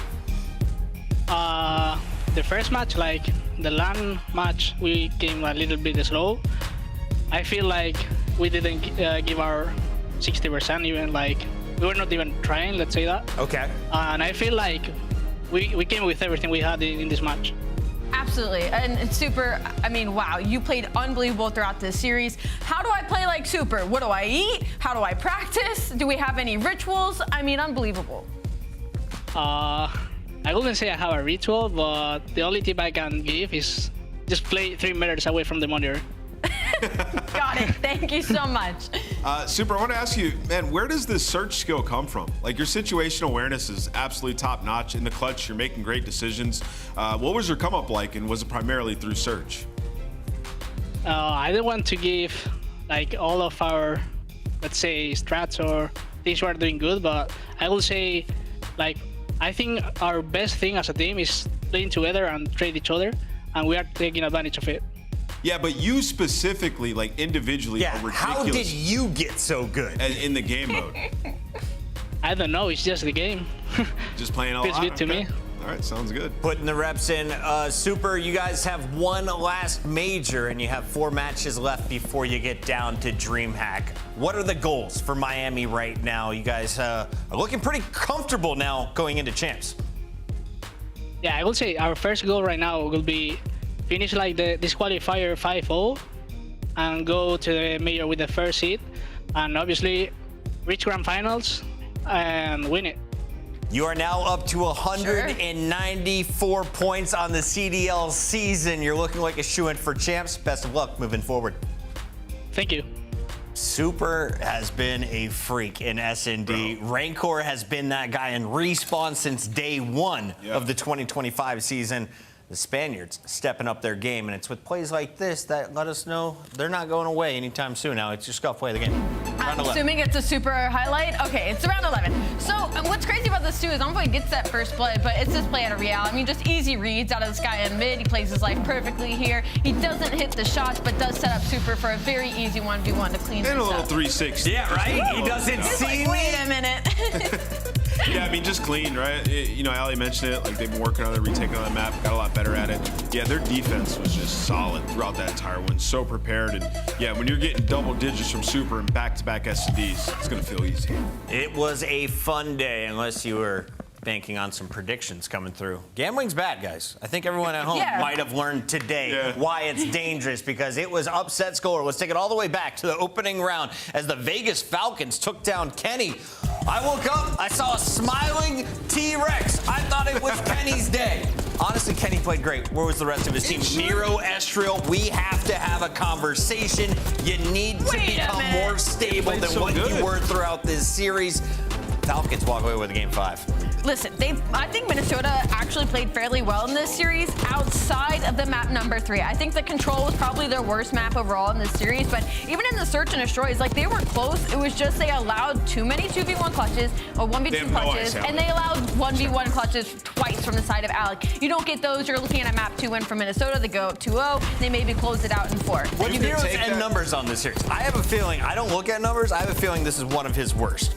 Ooh, Nero in particular. I mean, just some plays in Search and Destroy he was just throwing away in general, but this is a team loss, Chris. Like what Ali just said, the expert, you could take that exact paragraph she was just going on and apply that to almost every series they've had throughout the year, because they choke in Search and Destroy. Like the 1v1 she's alluding to, the 2v2s, these situations they have constantly thrown away, and now they are in hell. But let's move on to the next series, Boston versus the Carolina Royal Ravens. Carolina's back. They're back. That is a big time win against a tough team to take down, especially online. Boston have been solid as hell all year long. Carolina just thundered them. It only took them, what, 3 matches to find their footing? 2 against LA Thieves, the loss to Rocker on land. Now online, they find Boston as a higher seed took down the lower seed in what some people call an upset, alley. Yeah, definitely an upset. This was a great series for side of Dylan Rex specifically.